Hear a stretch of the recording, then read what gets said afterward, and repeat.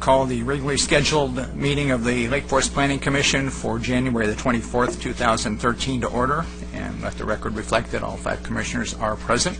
With that, I'd like to ask Commissioner Zechmeister to lead us in the pledge. Please stand. Ready? Begin. I pledge allegiance to the flag of the United States of America and to the republic for which it stands, one nation, under God, and indivisible, with liberty and justice for all.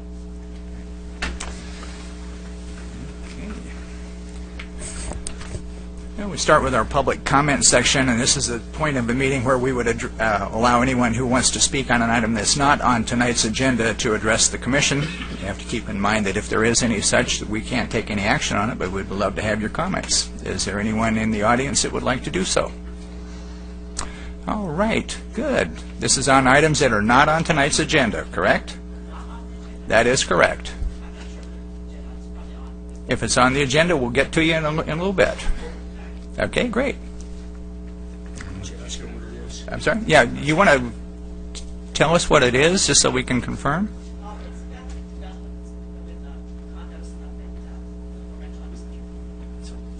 Yeah, that is on tonight's agenda, so if you hold on, we'll get to that meeting.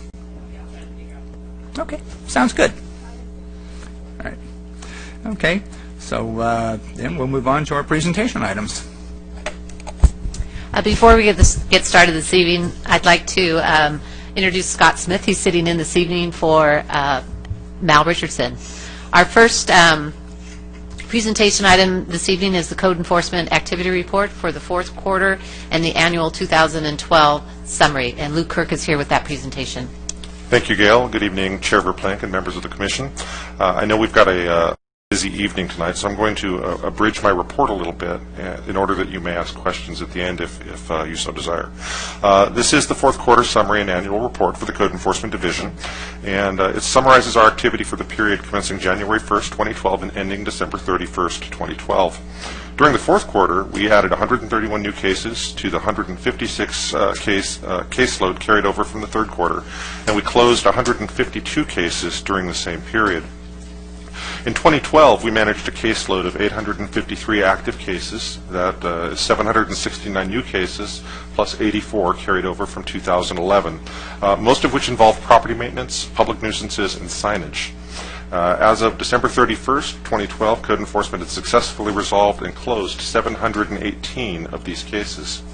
While the breakdown of our case types is currently in a phase of general stability, we are continuing to see a gradual shift in cases from the southerly to northerly reporting areas. And currently over half of all code enforcement cases and a similar amount of its resources are expended in the southerly reporting area, a region comprising approximately 20% of the city's total area. We look forward in the Code Enforcement Division to assisting Lake Forest with its code enforcement needs in the coming year. And as a subset of our recent reformation with the Department of Economic Development and Community Preservation, to continue improving our level of service and innovation for the betterment of the residents and business owners. I've provided several graphs to this report, and they depict several aspects of our case information. So again, if you have any questions about that, please do not hesitate to let me know, and I'm available for any questions you may have. That concludes my report. Thank you. Questions for Lou? Yes. I know you were looking for this, Lou. Looking at page 7, area 2, the southernmost quadrant, or not even a quadrant, I guess would be it's like probably Rockfield, the intersection of Rockfield and El Toro, which would be kind of the southwest area there. It looks like we've got a slight increase that represents 18.3% of the violations that have occurred in that area. Some of that is residential, some of that is commercial. Do we have any delineation as to what portion of that 18% is commercial, what portion is residential? You're correct. I do not have that broken out in any of these charts. I can get that information to you very easily with just a little bit of time in my office. If you like, I could email that to the Commission tomorrow. I do not have an answer for you. Yeah, I think, Lou, it might be helpful if you would please, actually all 4 quadrants around that intersection, so we can get an idea of, at least as a body here, as to whether we're looking at residential or commercial issues in that area, since that seems to be kind of the concentration.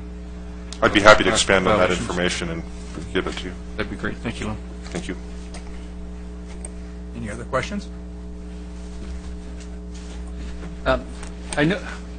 Sorry for this, but I notice you're using a slightly different kind of graph tonight, more in the shape of a bitter pill, and I just wondered whether there was some hidden meaning to that. But no.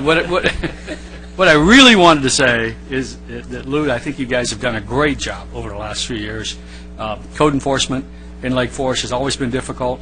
We don't have a lot of meat. We don't have fines and other things, so it makes it difficult a lot of times. And you guys have done a great job of working on the signage and working on the shopping cart program, property maintenance, and just by getting out there and talking to the people, encouraging them to clean their stuff up. They've done a great job, so I really appreciate it. Thank you. Okay. Nothing else? Thank you very much.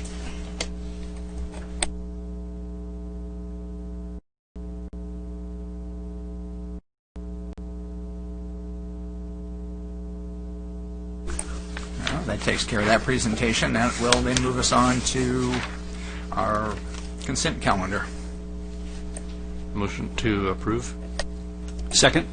Okay, gentlemen, you were not on the commission, so you'll have to abstain. All right? But there's always next time. All right. All those in favor of aye? Aye. Aye. None opposed. 2 abstentions. Thanks. Okay. Moving on to public hearings.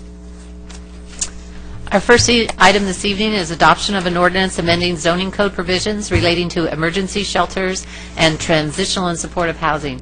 Cheryl Kuda has a staff report this evening. Good evening, Chairman Verplank and members of the Commission. This item is a proposed ordinance amending the zoning code provisions for emergency shelters and transitional and supportive housing. Because the recommended action involves an amendment to the zoning code, the Planning Commission has an advisory role to review the proposed ordinance and make a recommendation to the City Council.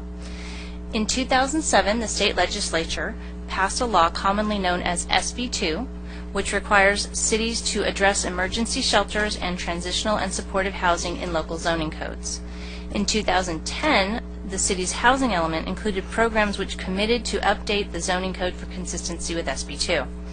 Specifically, SB 2 requires cities to address housing needs for homeless persons and requires that the city's municipal code permit emergency shelters without discretionary review in at least one zoning district. SB 2 also requires that the municipal code treat transitional and supportive housing as a residential use. The proposed ordinance will implement the state-mandated provisions related to emergency shelters and transitional and supportive housing to meet the city's needs for these facilities. The proposed ordinance takes the definitions and standards for these facilities directly out of SB 2 and the related health and safety code sections. The proposed standards have been drafted to place reasonable restrictions on emergency shelters and to ensure that they are operated safely and compatibly with surrounding uses. This ordinance may be viewed as an interim step which allows the city to comply with state law and achieve programs in its housing element. Work regarding solutions to homelessness is ongoing. City staff and a member of the City Council currently serve on the 2020 Homeless Commission, which is a county-wide commission exploring regional solutions to homelessness. The zoning code could be amended again based on the recommendation of the Homelessness Commission when available. With that said, staff is recommending staff is recommending that the Planning Commission adopt a resolution recommending approval of this ordinance to the City Council. That concludes staff presentation, and I'm happy to answer any questions that you have. Questions?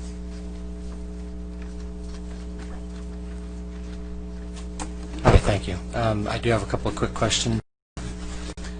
When I was going through the report on this, you happen to hit on an issue that this item rather hits on an issue that's been near and dear to my heart. I've actually been volunteering over the years with South County Outreach, located right here in Lake Forest, and they don't do emergency shelters, but they do a lot of transitional housing. So first thing I thought was, how is this going to impact them, and how is that going to impact what I can vote or not?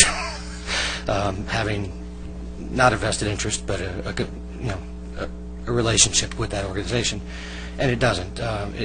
So that said, I don't see anything that really affects transitional housing other than adding a definition, because the way it's treated remains the same. As to the emergency shelters, my concern on, I guess it's page 5 of your report, page 23 of our packet here, it talks about industrial zones being appropriate. I agree. The rationale for that being that bus routes and industrial zones provide access to employment centers and access to surrounding communities, completely valid, but my concern flips that. It's been my experience in the work I've done with homeless that they will migrate to a good shelter. And so I'm concerned that if we put a 10-bed cap set into the code, it will be insufficient relatively quickly. And so, not saying that we need to necessarily open the gates to, 100-bed facilities or the next Orange County Rescue Mission being right here off at Dimension. I'm just wondering if that was something that was considered in setting that number. Thank you.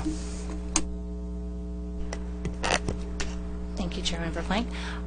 That number was set at 10 based on the housing element's analysis of the local need. And the housing element actually took a fairly conservative approach. The last available point-in-time survey identified 2 homeless persons within the city, but the housing element estimated 10, just based on local observations.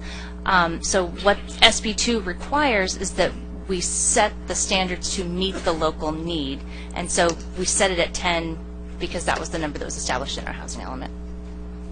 Okay, thank you. That makes sense, and like I said, I had read that in here. I wasn't sure if there was a way to address or a need to address at this point, and it sounds like there's not a need at this point to address, if we're going to be drawing homeless from other neighboring communities. That wasn't part of the calculation. Thank you. Actually, first off, I was surprised to see that our homeless count was something in the neighborhood of 2, as it calls on page 23. And, I guess that's a good thing. The other thing that came to mind in the emergency shelter section of this, and hopefully our homeless population won't increase because of prosperity, and there won't be a need for the increase. But my only thought was that if we do have some sort of a catastrophic event, maybe a real cold snap that sets in, and we have more than 10 people that need to be housed, if there shouldn't be another tier of consideration in the emergency shelter provision, something for a 3-day or a 5-day, as opposed to, so it's structured right now, emergency classifies everything that's less than 6 months, and transition addresses everything that's more than 6 months. And I just wonder, maybe from an emergency standpoint, if there shouldn't be another category put in there, just something for consideration and discussion.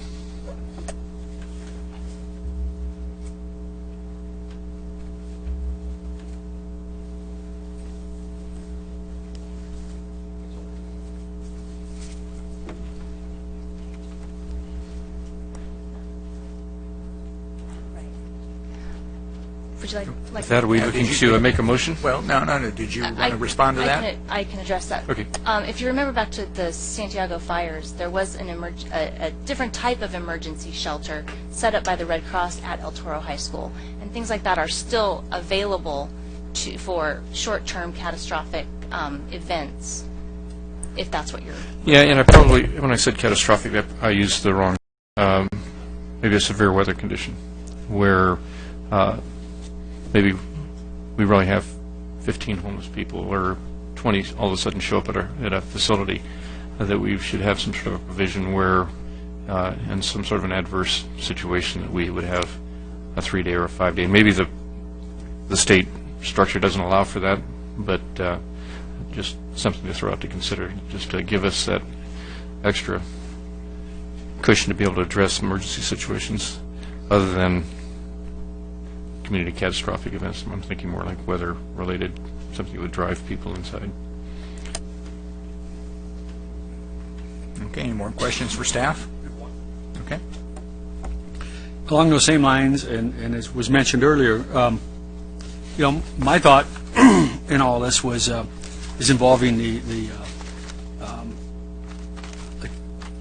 Saddleback Outreach and the churches for these kinds of things.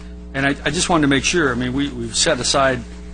We said that the zoning districts will be mostly in the industrial areas, but we're not precluding something being set up at a church or a private facility to do this too. I want to make sure that we're not, making it difficult for a church to do that as well, because that would be the ideal location. Most of them have, area and places where they could help out, and so, and it seems like we even ought to have a program that encourages that. We do have churches located throughout the city in almost every different zoning district. So there are some churches in industrial zones. Other zoning districts, we have not allowed emergency shelters as defined here. So I guess maybe that concerns me a little bit, that we may be precluding facilities that are already in place from putting in temporary shelters. So anyway, I would just make that comment that I wouldn't want it at any home, residence, apartment building, but I think at a church or an outreach program already in existence might be a good location.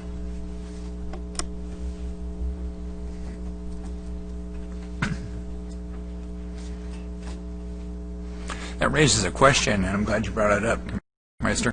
Is there an existing coordinated effort made between the city and the local churches in our community now for such a program as this? Chairmember Plank, the Sheriff's Department has a liaison and is working, with local homeless providers. So through our Sheriff's Department, we do have contact, and we're aware of other homeless shelters in the area and within the city. Okay. It might be, though, something we may want to take a little more in-depth look at to possibly create that connection between the faith-based community and our city in terms of this particular matter. Something to consider, I think. Commissioner Hughes? Let me jump in if I could, just for a little more clarification, because I think, at least as I'm interpreting Mr. Zechmeister's comments, or Commissioner Zechmeister, Jerry's comments, it sounds like you're more concerned with the real short-term emergency as opposed to, because what this ordinance really addresses is, it's called emergency, but it really, the emergency section covers up to 6 months. And then the transitional covers 6 months to a year or something of that nature. More than 6 months, I think is what it said. And what I was expressing was a true short-term emergency situation. Sounds like that's kind of what you're driving at also. So I think we're kind of going in the same direction, or just make sure that we're clarified here. Okay, great, thank you. You guys got anything else? Okay. All right. Well, I guess with that, we'll go ahead and open the public hearing. Is there anyone that wanted to address the commission on this matter tonight? Okay, well, seeing none, then, gentlemen, it's time for us to have some discussion on it. Chime in as you see fit. All right, I'll go first. First, I want to thank staff for the presentation and the report and the time to answer my questions today. Truly appreciate it. And I also wanted to mention that I too have a passion for nonprofits, and talked to Jim Palmer. He's the president of the Orange County Rescue Mission about this ordinance, and he noticed there's obviously two different sections, like we've mentioned, emergency and transitional, and he thought 180 nights was a little limiting based on opportunities.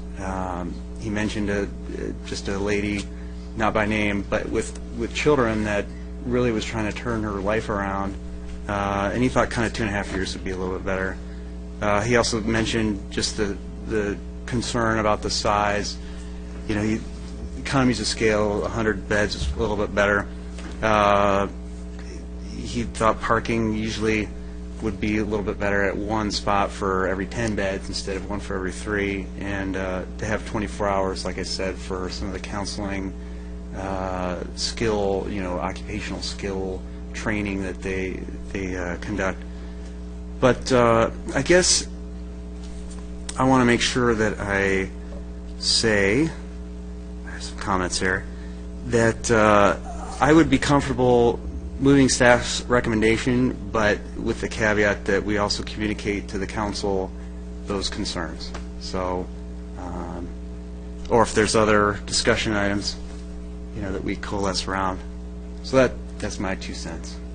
Again, thank you for answering my question, staff, today. Appreciate it.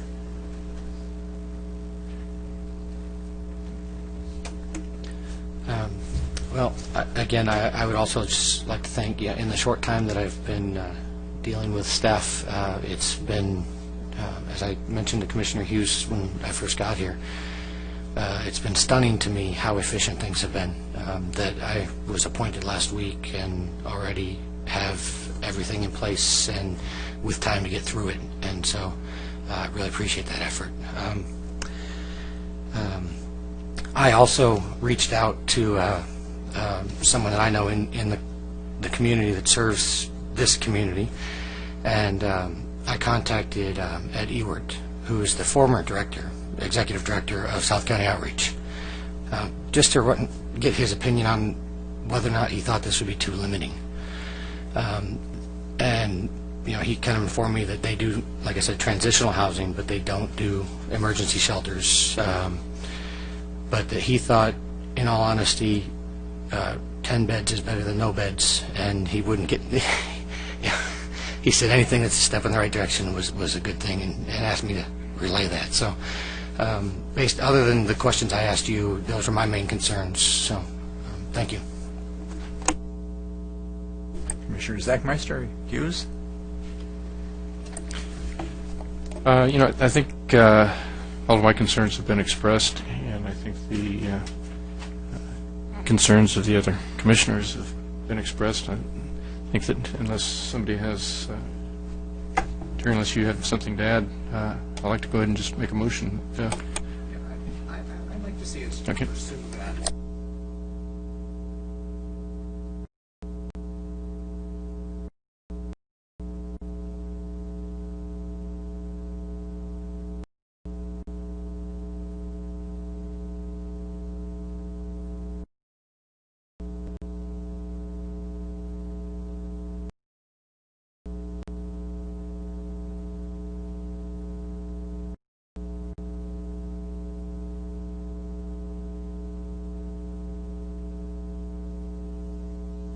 I should have had my mic on, so I apologize. You want me to repeat that? You got it? Okay, good. Thank you, Commissioner Hughes.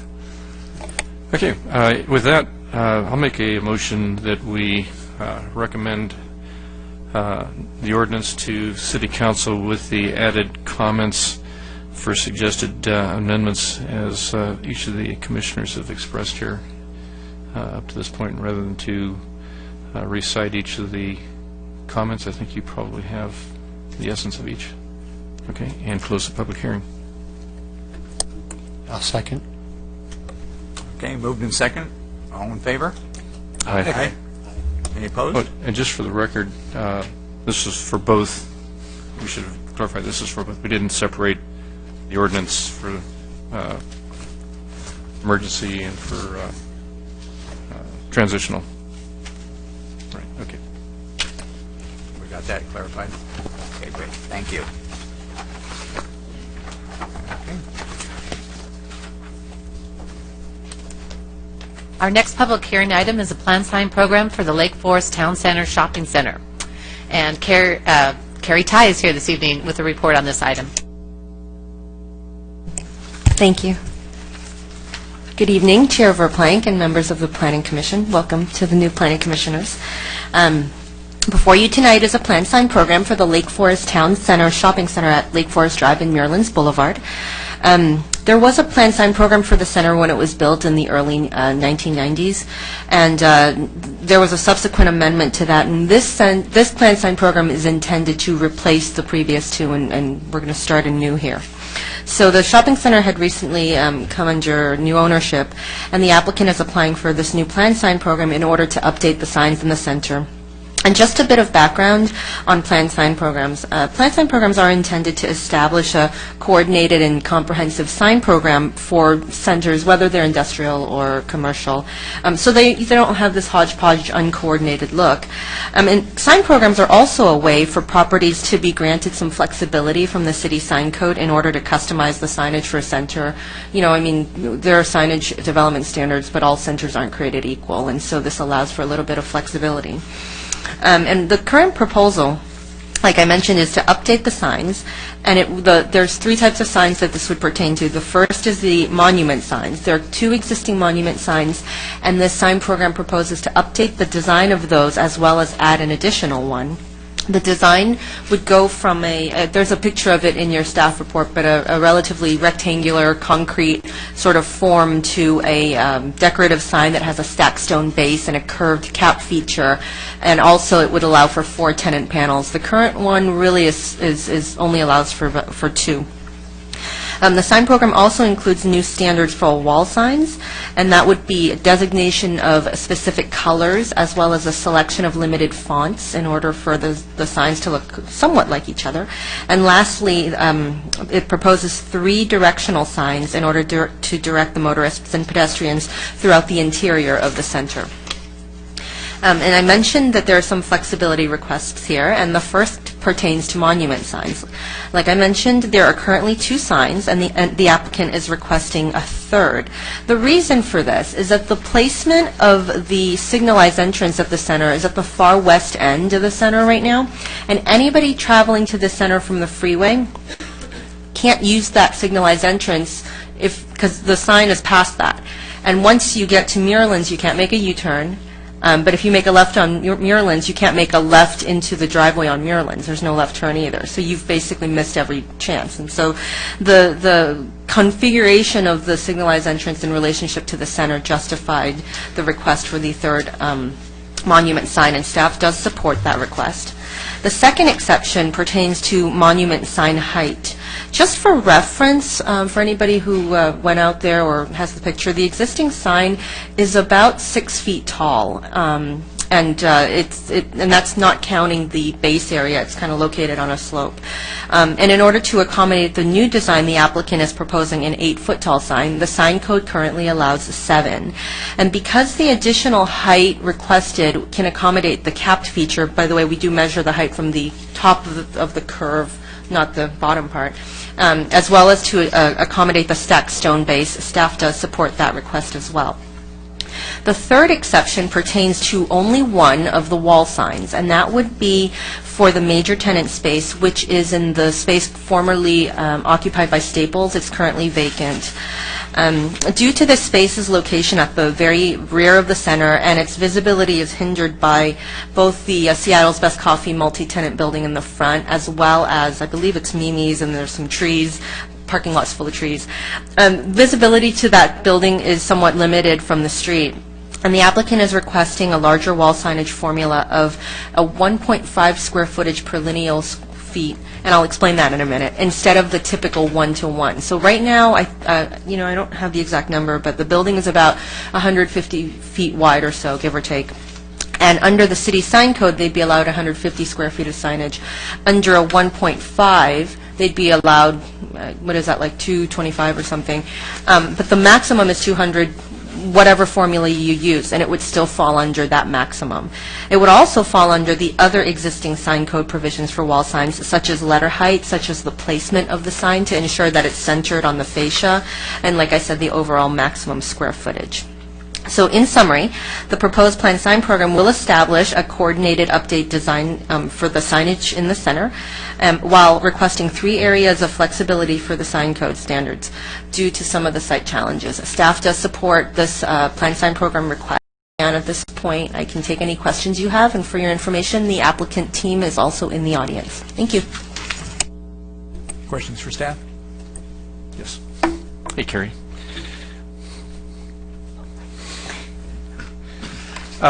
Question, I didn't see anything in here on the existing signage for the Jack in the Box, and we have, on a couple of occasions,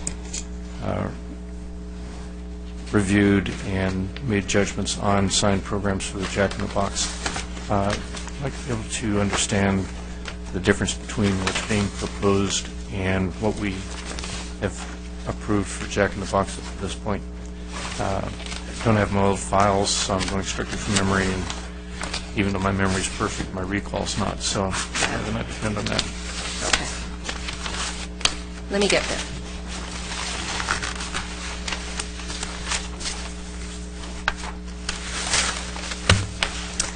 Commissioner Hughes, your question pertains to the existing Jack in the Box signage, is that?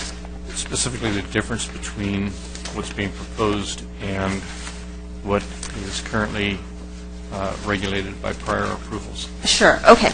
The existing planned sign program for the center, which was adopted in 1993, March of 1993, basically the signage for the Jack in the Box is this building has two sort of square tower elements, and the Jack in the Box logo is at a diagonal there it's located sort of diagonal. It measures 5 by 5. And just the simple adoption of a new plan sign program doesn't necessarily change that specific sign. However, the new standards for that particular building are the same for any other tenant space within the center, which would be a 1 square foot to 1 lineal foot measurement. But just the adoption of this plan sign program in itself does not change the existing Jack in the Box signage, nor would it change any existing signage within the center. Does that? Yes and no. What it doesn't address, we made some concessions for the menu board a couple of years back. There was a lot of discussion that went on here within the commission regarding the Jack in the Box signs and the initial approval, and I don't see anything. It looks like actually the square footage that would be allowed under the new program is going to be substantially larger than what was under the original approval. But here again, without some specifics, it's difficult for us to make that comparison.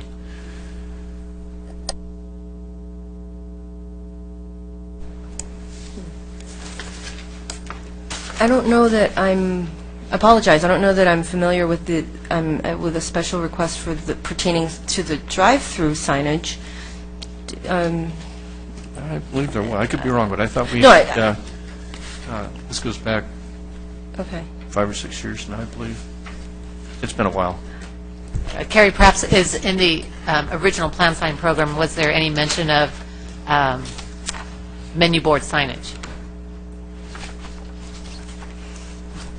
Not that I can see so far. I've got it here with me. I'm just refreshing my memory, but I don't recall seeing anything specifically pertaining to drive-through signage.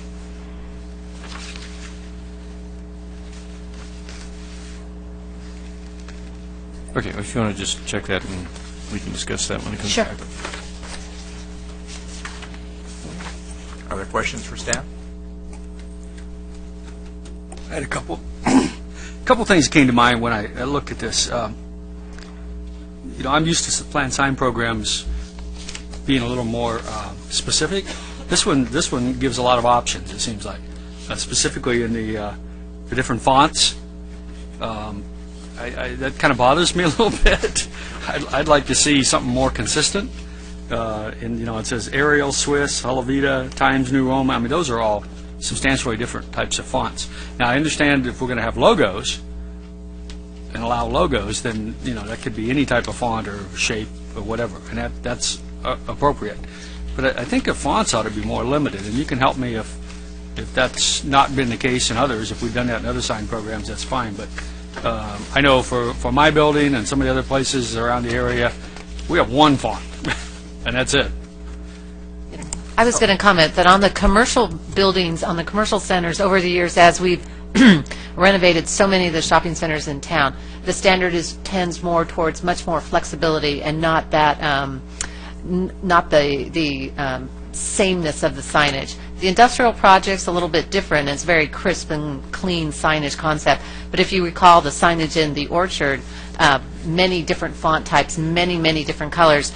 This program is somewhat limiting in its colors, which we find unusual because most of the more recent plan sign programs, a lot of flexibility so that there's a variety and richness in the look of the shopping center. Okay, well, the Orchard's a good example because I had thought there was less. I thought like on their little their smaller signs, their street signs, that they were pretty restricted. But of course, I would say that my recollection is certainly no better than Commissioner Hughes's. So I'll go with your opinions and recommendations on that one. Let's see, what else did I have? I was a little concerned about the 8-foot high, but you've talked to me about that now. I think that's it for right now. I'll wait and see what the applicant has to say, too. Any other questions for staff? Just one, if I may. It's dealing with the 8-foot, and you talked about it measures the high point on the curve. Is that from the ground elevation, so that 8 feet includes the stacked stone base, or is that 8 feet above the base? It includes the base. Thank you. Okay. Carrie? I just want to add one more thing with regard to the fonts that I perhaps did not mention. The fonts and the colors would pertain to signs that are more or less generic, but for businesses that have a nationally registered trademark or some kind of a sign, they would be allowed to put that up. And so I think, depending on the variety of tenants you have, you may naturally gain some variety as it is because of all the variations in nationally registered signs. Any other questions for staff? Okay. Well, then let's go ahead and open public hearing and bring it up here. Is the applicant or anyone want to speak to us on this? If you have not done so, if you would be kind enough to fill out a speaker's card before you leave. And yes. Now, if you please give us your name and your city of residence, and you'll have 3 minutes to tell us. Good evening, Chairman and Commissioners. My name is Stan Robo, and I'm with Ultra Signs. We are based in San Diego, California, and that's also where I reside. Had a whole speech laid out, but with your questions, I wanted to jump right to your questions and see if we could answer it. Approximately a year and a half ago, our client asked to amend the current the old master sign program. When I looked at it and went out there and started looking at the businesses, that program was written for each building, and there was no consistency. I found many signs that were not even allowed in that program, but were allowed by city code. So everybody it was like the old West. There was no consistency, and everybody was using everything. At that time, I came over to the city, first met with Jennifer, and then with Ms. Carrie Ty, and they've been gracious enough to work with us for the past year. And we've come to a part where we hope that our client gets the best needs, and it also fits into the city needs. As regards to Jack in the Box, when we went and looked at the program, they are way under what the city code allows. And in the program, if you notice, there's a special section for that particular pad that offers for services offered, such as a drive-through, the menu boards and such, where other tenants don't have that approval. As you know, in the city, it does require special signage and approvals for drive-throughs. That's our only drive-through that's actually out there, so they are going to be the only pad that is allowed those special signs. As far as the fonts go, we looked at every single sign out there, and we tried to narrow it down to a couple fonts. And what we used were the most generic fonts out there: Arial, Swiss, Helvetica, and they're basically a bold font. And the colors, we tried to narrow it down. I first gave Carrie a list of 12 different colors, and we brought that way down. So we want to restrict the new tenants are coming in, but we don't want to cause an argument every time there's a new tenant coming in saying, how come that person has that? How come this person has that? So we're trying to make it general for everybody moving forward, not only now, but for the next 10 years, that everybody moving in will be on the same page. The 8-foot base, yes, we're asking for 8 foot on that, but that does include the stone at the bottom, and we feel that that really enhances the center. If we just put up a sign that's out there and fit in the 7 foot, we don't think it would give the same look. If you look at the overall signage on that design, it's probably less than 6 foot, with the lake course on top and then the base on the bottom.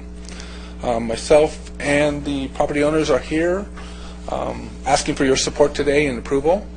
Any amendments to the plan, we'd be willing to make minor amendments. But I think we've got a plan that's pretty much works with everybody involved, my clients and the city. And I'm here to answer any questions you may have. And thank you for your time tonight. Thank you. Anyone else that want to address the commission tonight in this matter? Okay, well, public hearing's been open, so let's talk about it. I'd like to ask a question to the applicant.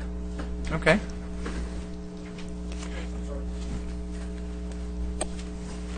So just to affirm that you're not intending any additional signs in the future. This is going to be like the final sign proposal before us. As far as the freestanding signs go, the monument signs, yes. Okay. We looked at it to try and align with the city code. We have one monument on each corner. As you know now, the old monument on Lake Forest sits way back. It's out of touch. The one on Muirlands, I don't know if anybody has seen that for 8 years. It sits way back. It's dark, and you're a mile by before you even realize there was a sign there. So we looked at it. We looked at the traffic patterns. Like we discussed, as you're driving down the road, I've driven that 50 times. No lie, at least 50 times. I've walked it 20 times. And when you're driving down the road, we want somebody to notice it, able to get into that lane and turn into the center. And most of the time, it's not for residents. It's for people who don't live in the city. People who are driving through, people that are, I don't know how many people have probably passed by there and not know Pep Boys was in there. So that's all we're trying to give that advantage to the center, that they can notice it, come in, and hopefully increase the retail. I believe one of the attendees here would like to speak about the occupancy there. Losing Staples was a big impact on the center.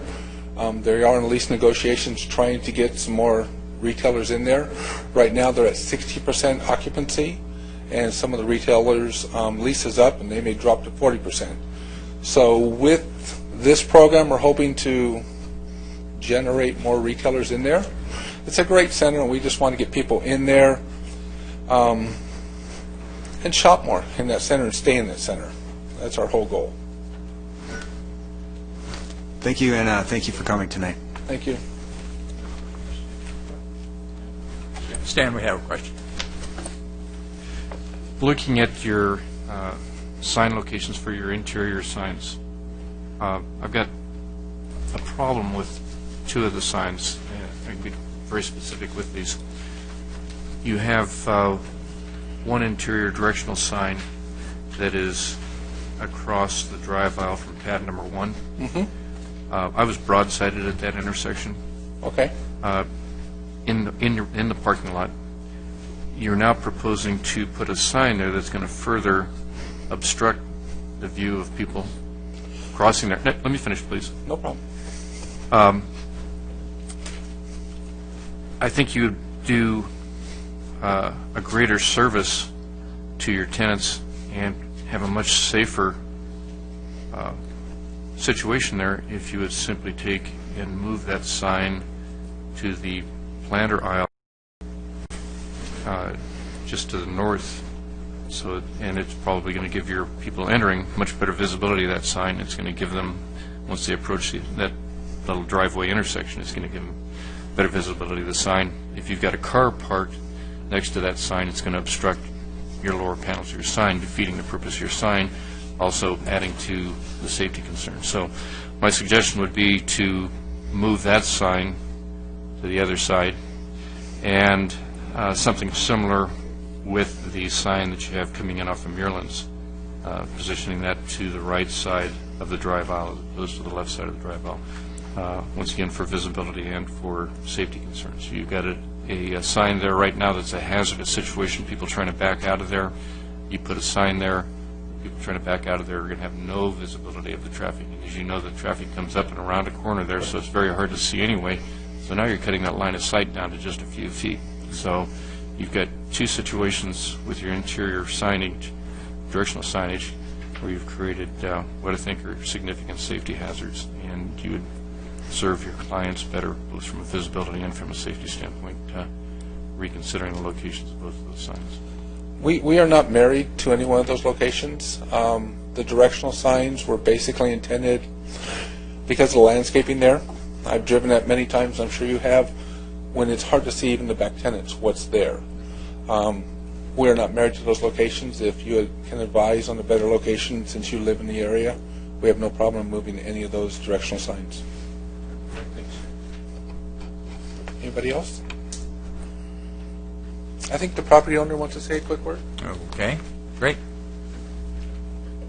Again, we'd ask you to state your city of residence, and before you leave, we do need you to both fill out a speaker's card and get them turned in to us, okay? Yes. Good evening. My name is Ching Han. I am the in-house manager for Lake Forest Town Center Associates. So this is the entity, owner entity. So I live in Claremont, city of Claremont. So actually, I think we have Stan here. He answered all your technical questions. And to be honest, I am here to talk on behalf of the tenant, if I may. And I took over the property last year, January. The first meeting I had with one tenant, I told him, I said, I got authority that we can put a lot of money to remodel, repainting, because Stable just left, okay? We're here to help. We're here to increase the occupancy. Because back then, I think it was a 75% or something like that. And the tenant, I don't want to specify the name, he said, hey, look, if you had the money, why don't you invest in the, a sign program? Because, look, we don't have any visibility. And he's situated in the building C, where there is a monument sign, but, he's actually on the end cap. He's more visible, but he's still suffering from not having enough visibility. So in the past 1 year, I've talked to numerous tenants, and they said, we want visibility. So that's why I think the city has actually received a lot of application for banners. And so that's one thing. And this year, 2013, to be honest, right now, the occupancy is 60% and the vacancy is 40%. But I am anticipating 6 more tenants who might go out of business, and that would decrease the occupancy to 48%. So that's all I can tell you guys. So I'm hoping that we can get everybody's support here, and we're just here to help the tenant. Okay, thank you.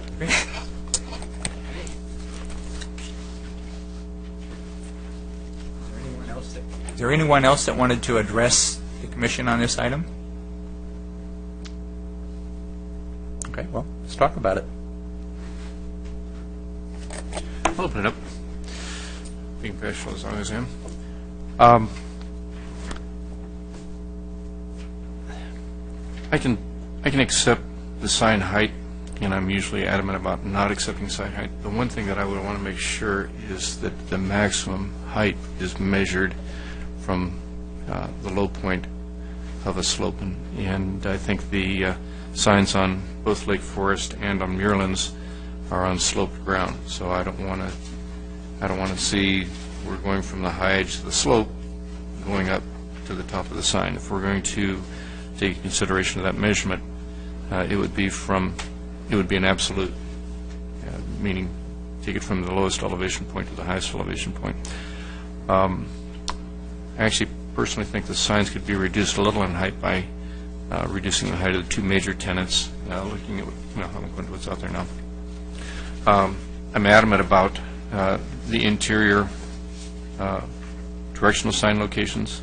The one adjacent to pad 1 couldn't be more inappropriately placed. And speaking from personal experience. The same with the one that's adjacent to Building C, should actually be adjacent to the next major tenant. As far as the Jack in the Box, just a little historical. When we approved the Jack in the Box, we had residents appear before us and express concerns about specifically lighting. And so I think initially we had, and it may still be in existence, but initially we imposed hours of operation limit, a few different things to help address the lighting concerns, and the size of the signs were part of that consideration. So I would support what we have with that change and not allowing a deviation to what already exists. What already exists at Jack in the Box has been well massaged over time and established. I see no justification for changing what's currently there. As far as consistency, Jack in the Box has its own corporate image, its own corporate colors, its own corporate fonts, so the sign program isn't going to modify what Jack in the Box does with their own imaging. The other, and I've after listening to the discussion here, I've changed my opinion on that, and that was the major tenant space with the 150%. Or 1.5 factor. It does sit at the back. I can see that it might be a bit of a hindrance, and I could probably go along with accepting that. Prior to the Stan's explanation, I was really on the fence going the other direction. But I can go along with the monument signs. Definitely feel we need to change the directional signs, and I can go along with the major tenant, but I can't go along with the change to the Jack in the Box. And I'm open for persuasive discussion from any of my fellow commissioners. I want to thank the applicant for coming, for the business they have in our city. Also, Commissioner Hughes, I think you've had some great comments. And I'd agree with you about the change in the interior sign location for, I think it is C2 and C3, if I have that correct. And I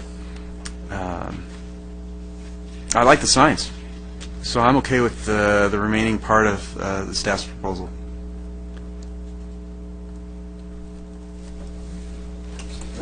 If I may, again, thank you to Stan coming up from San Diego. I don't envy your drive home, but at least Claremont traffic shouldn't be that bad tonight by the time we get out of here. So, but to both of you, thank you. I used to work in the shopping center next door to that one, where Round Table Pizza is, in that plaza right there. And I kind of watched as it slowly died. And so I am glad to see efforts being made and money being spent to revitalize. I would agree with the safety concerns that Mr. Hughes, Commissioner Hughes raised, especially coming up that blind hill. You'd almost be better served if it was up against the old Staples building as opposed to across anyway, because you're going to see it sooner coming up the hill. You can figure out where you need to go before you get there, and it doesn't block the view of somebody backing out from Schlotsky's. But other than that concern, I like what I see, and thank you for your time. Commissioner Zechmeister? Well, I'll just say that I like the looks of the signs. I'm all for doing anything that will help that shopping center. At one point in time, that was a very vibrant shopping center, and we all enjoyed going there, and there was lots of nice restaurants, and unfortunately, one by one, they seem to have vacated for one reason or another. But I do have the same concerns about the interior of the shopping center, because when it starts to get busy in there, it's very difficult to maneuver around. It's not the most driveway friendly and very tight quarters. So, especially if you have a big vehicle. So, just keep that in mind, and I would leave it up to Commissioner Hughes or staff to help you with that and make sure that those interior signs are correct. No, I think it's unanimous. We're glad to see that something's being done in that center, and it certainly needs as much help as can be given to it. I concur with pretty much whatever's been said. I had concerns about those interior locations, those two signs myself. So I think that's been adequately addressed. I don't know if there's anything else to talk about, so I'll entertain a motion. Okay. I am ready to make a motion. I'm going to move that we approve Plan Sign Program 8-12-2765 with the conditions that C2 be moved to a safer location, suggestion being the next planter north of the driveway, that C3 be relocated to adjacent to the major tenant, and I think Charles had an excellent thought of actually putting it on the building wall might further to the north might actually give better visibility to the people entering the center, but I'll leave that up to staff and the applicant to work the details on that, with the condition that the maximum height from any point of measurement not exceed 9 feet from the lowest point of a slope to the top of the sign, and that the signage for the Jack-in-the-Box not be deviated from what is currently established for the Jack-in-the-Box site, and close the public hearing. If I can ask for clarification, you said 9 feet. I think we talked about 8. I'm sorry, yes. And I'll second. Okay. Moved and second. Any further discussion? All those in favor? Aye. Aye. Unopposed. Thank you. Yeah. Just for the record, the comments I've heard from your tenants in there, it's not so much the signage as it is the rents that are forcing them out. So you might want to give some consideration, as much consideration to that as you are to your signs.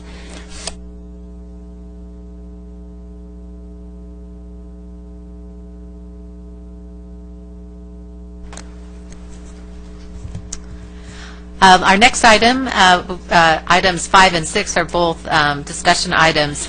I wanted to just note for the Commission, these two items concern applications that are currently on file with the City.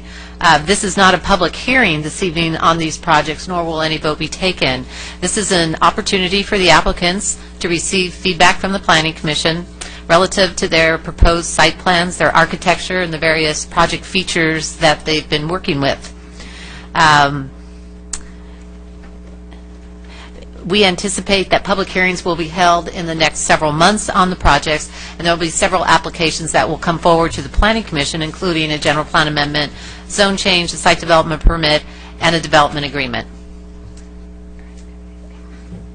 And with that, the first presentation will be by Brookfield Homes on proposed new residential development in the Foothill Ranch Auto Center.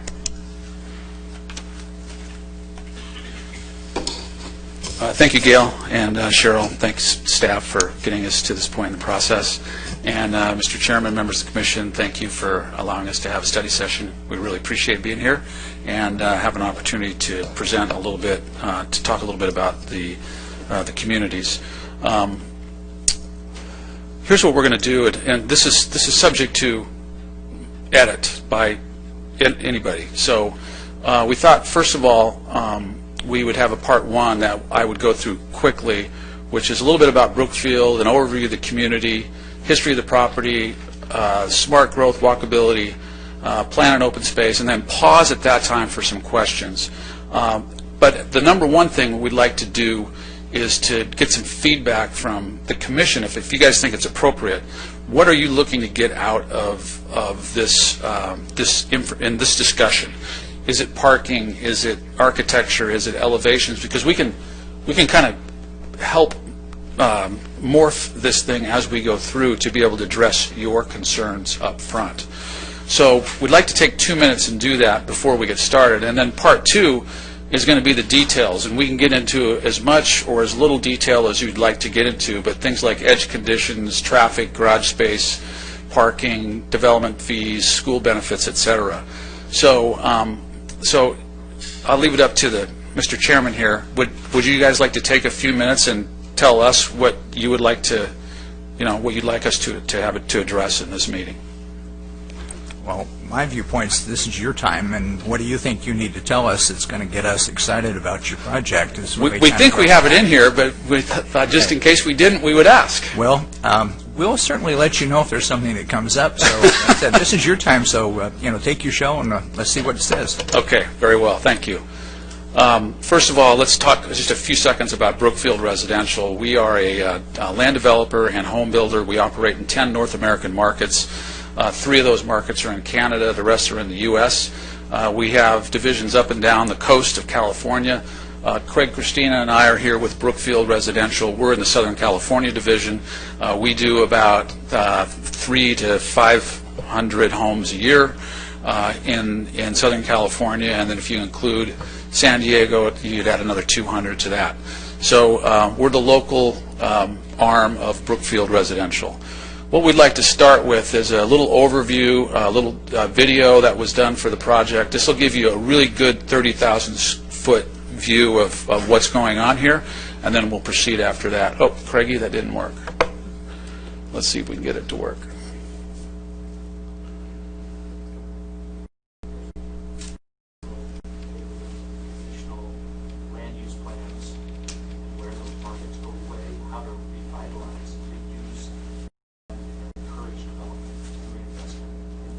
This strict requirement of having city planners tell you exactly what is best in the place is not necessarily what's being used today in the marketplace. I mean, much more of this is a market-driven discussion of what is best for development. What does the market support? What will people invest in? The private sector should be a part of decisions. Having a community vision, having partners that are strong and supportive to work together to build your community. And most importantly, the courage to affect change. Courage to affect change sometimes is easier said than done. But just because something's easier than done is no reason to avoid taking action. When all things need for a new direction, momentum can build on its own. Behind me, we have an opportunity and a need for true change that will enhance this community for generations to come. Revitalize the village at Foothill Ranch. Brookfield Residential Property is proposing a new high-quality infill residential community in Foothill Ranch. It's located in the town center area, currently the site of vacant land and an abandoned dealership. This area has failed as an auto center, but now has an opportunity as a thriving mixed-use district. It is evolving into a new identity. Currently made up of a variety of uses. Center, an abandoned Chevy dealership, the proposed TrueMark home offices, and a Mercedes-Benz auto dealer. Kaiser Permanente way construction of an administration facility.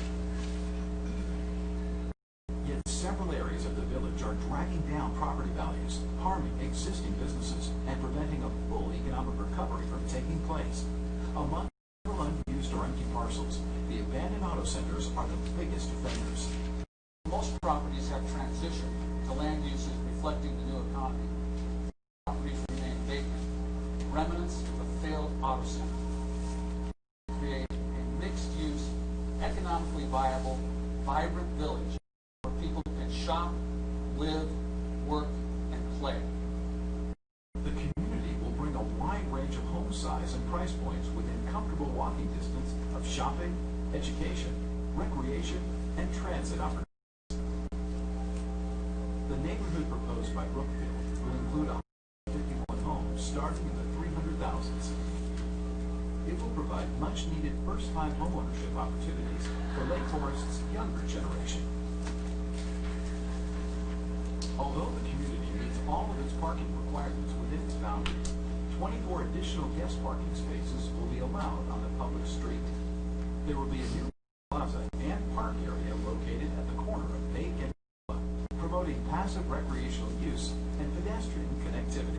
The streetscapes along both Bake and Portola will be enhanced to complement land uses, topography, and public view sheds.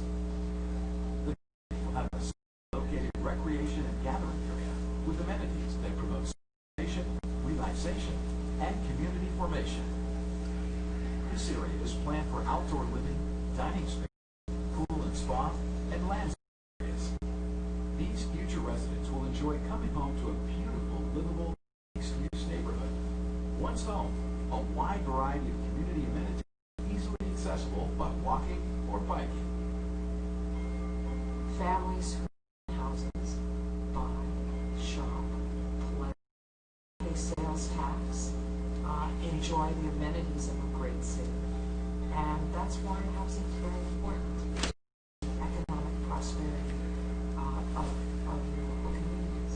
When they think creatively on how to grow business and provide for their residents and as a whole, it's a win-win situation for everyone. This is what community building is all about, bridging residents and businesses together to get our economy moving on thrive. So that's our goal, to create a unique and memorable, one that will support and enhance the existing businesses, one that will increase school funding for local districts, one that will increase property taxes over 900%. And finally, one that will breathe new life into an area that's been struggling for years.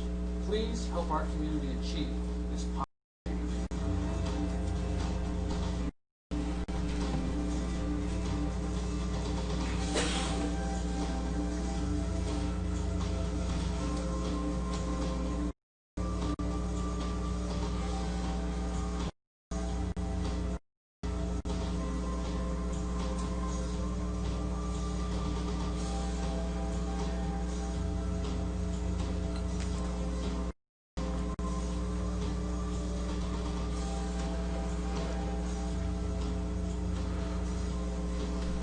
These are just some of the supporters of the community that are listed. We have a copy of that available for you as well. Very quickly, you can see this is a site. Interesting Google. You can go back in time, and this is a Google image from 1994. The roadways were put in a couple of years before that, so the property's had infrastructure available to it for over 20 years. And during that 20-year period, half the property's always been vacant, and the other half has only been used for economic activity for 1.5 years as that dealership. So there hasn't been a lot of the zoning that's currently in place hasn't been working very well, is my point. And we all know the location. This is an interesting short clip about smart growth, and if you can indulge us for just a second, it talks about what are the attributes of smart growth and why it's important. It's about designing communities that are more vibrant, That has homes, that has apartments, that has shops. mixed use, compact, walkable. Hope it has some trees, hope it has some green space. People have more transportation choices, and where our daily needs and amenities, like our jobs, our restaurants, and our shops, are located close to where we live. So, did we do a good job in looking at this site, and does this reflect reflect the values of smart growth? We think it does. We have walkability, we have pedestrian connectivity, you can probably walk to 22 restaurants from this location. It's a great environment for being able to have an option. So when you get home, you don't necessarily have to get in your car, which is really great. And walkability is extremely important to the younger people that are coming up and want new home ownership opportunities. They want to have those options available to them. So what we did in Anaheim, which we have a similar project in Anaheim, community in Anaheim that we've done, and we helped the city develop this program called Live 2 Feet Away from Everything. And what it is basically you can walk just about everywhere you need to go, including the soon-to-be farmers market. And what that does is it allows seniors and it allows singles and empty nesters and families to, this wide spectrum of people to move into your community, and we think that creates healthy environments. So this is just a short clip on walkability.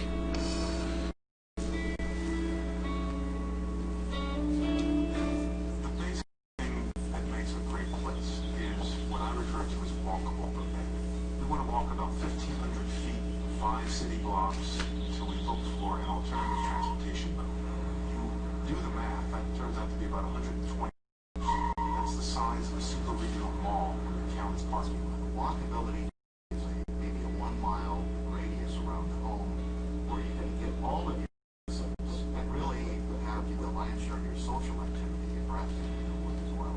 A good walkable mixed project is one that combines a lot of different uses and creates a fluid where customers, tenants, dwellers both interface and go their own way. So the question we asked is, do we have a walkable environment here? And the video talked about a 1 mile radius. This is actually a half a mile radius, and you can see within a 10-minute walk. Walkscore.com defines this as a walker's paradise.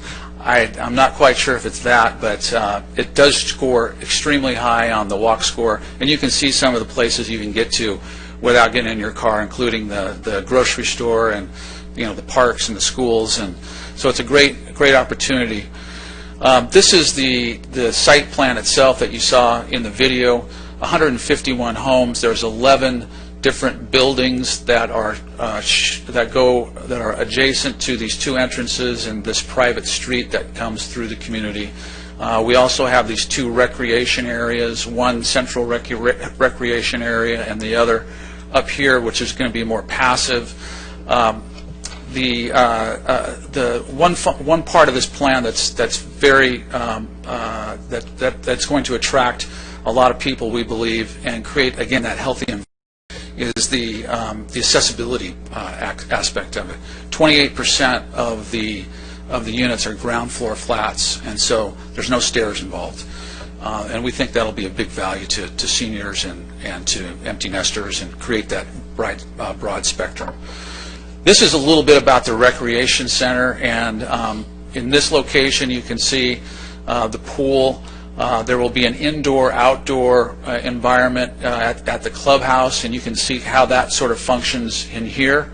The pool will be have 3 to 4 lanes for lap swimming, so we can create opportunities for swimming. And also, what we found is that the HOA ends up renting out the pool during the non-peak hours, and they actually creates a revenue source for the HOA. And by the way, that last slide, Craig, can you go back real quick? If you look at the open space that we're required to provide versus the open space provided, we're at 16,000 required versus open space provided at 130,000 square feet. And then these are the little paseos that access the front of the units. And if you go to our community in Anaheim, it's very similar to this, but we think we've improved upon it. This is Colony Park 2.0, and Colony Park doesn't have any of these outdoor rooms at the entries of the units themselves, and so that's been a major improvement. These are at a minimum, Craig, what would you say, 8 by? They're about 10 by 12. 10 by 12, so the size of a small bedroom. And so it really creates an opportunity for outdoor living in a condominium style unit. And by the way, those units are a minimum 24 feet. The buildings are a minimum 24 feet apart, and sometimes as large as 30. These are this is the area at the corner of Portola and Bake, and you can see this is the plan view. So here's the art piece and the corner, and what we're proposing to do is to create a small little landing area here that could be used for seating. It would be an HOA function space, but it would be open to the public. I mean, the public would be able to access down through the pedestrian area and down through the community, and vice versa. So that it's creating a faster way to get up to that corner and be able to access the commercial areas. Again, handicapped accessible all the way up, as well as stairs. So we'd like to pause here and see if there's questions. Otherwise, we can go through and we can detail some of these, get into some of these details as little or as much as you'd like. So if there's any questions at this point, we can entertain them, or we can keep going. Keep going. Okay. So Craig's going to pick up from here. Good evening, Commission. Craig Christina with Brookfield Residential. Again, I know Dave would start off with some videos and apologize up front if we go a little bit longer than and maybe you guys have slotted, but we get really passionate about this kind of stuff. It really excites us. We want to be able to kind of let you guys see it from our perspective and what makes us happy to do business and building new communities. So I just give you guys a little bit more background there. Details guy, so I'll go into some of the details here on the project. Cut me off if I'm getting too technical, or ask me some questions if you want to dive in a little bit deeper. But generally, we know the edge conditions are going to be important, especially from the public view shed. Bake Parkway and Portola Parkway are extremely important. They're highly traveled, very visible. We've done a number of studies, designs. We questioned ourselves on previous designs. This is a graphic. Well, you'll get handouts of this stuff too in your packages as you leave tonight, and we can go into some of the details. But we spent a lot of time looking at how the public's going to view our community. We've done cross sections through it. Want to make sure that we have adequate separation for both safety and aesthetics. Some of the view sheds that you'll see on the top, we had Bake Parkway. We did a view simulation of what it's going to look like if you're on the northbound side of Bake, looking up into the community. Right now we have the vacant site. And then along the bottom we have Portola Parkway, which is above the community, and with the before and after. Right now you just see generally the community wall, and we're proposing to do enhanced landscaping and see our architecture from beyond. Frank, what are the setbacks from the right-of-way or curb to the building? On Bake Parkway, we're about 41 to 41 feet is the narrowest, and at the south end and towards the north, 44 feet from street to the building face. Along Portola, we're much larger. We're at about 67 feet of separation between street and building. Sound attenuation will also be analyzed as part of open space. Patios, do they need plexiglass around it for noise considerations, that sort of thing. But we do want to make sure we have separation for aesthetics, safety, and sound. As far as architecture goes, we have two primary architectural styles. We have the formal Spanish and an early California style. This was in your package that went out. The elevations on the top are really the designs for this community in our typical 14-plex. We've taken photo examples from our neighborhood in Colony Park, which is pretty close to what we're actually proposing here. You could ignore kind of the stuff in the foreground of the photo, the photos, because we did enhance parkways and better street scene at the Foothill Ranch community and what we're proposing, kind of a lessons learned. But if you look at the building itself, I think it's a great representation. Stop me here if you want to, but this basically shows the four-sided architecture, if you want to get into any of the details on it. But what I want you guys to know from our side is that we pay a lot of attention to what we call four-sided architecture. I'm sure you guys are proponents of that. And so you don't have that one facade that everyone sees all dressed up, and then you walk around the building and it gets really dumbed down. This would be a perfect opportunity for us to do that, because we have these enclosed auto courts where it's really just private access in and out. We spend a lot of time thinking about the details that go into it, from shutters and ironwork and landscaping. Some of what you'd think is normally a very negative part of the building, we like to enhance. So I just want to highlight some of the landscaping and detail that we still put in tight alleyways that are usually ignored by most builders.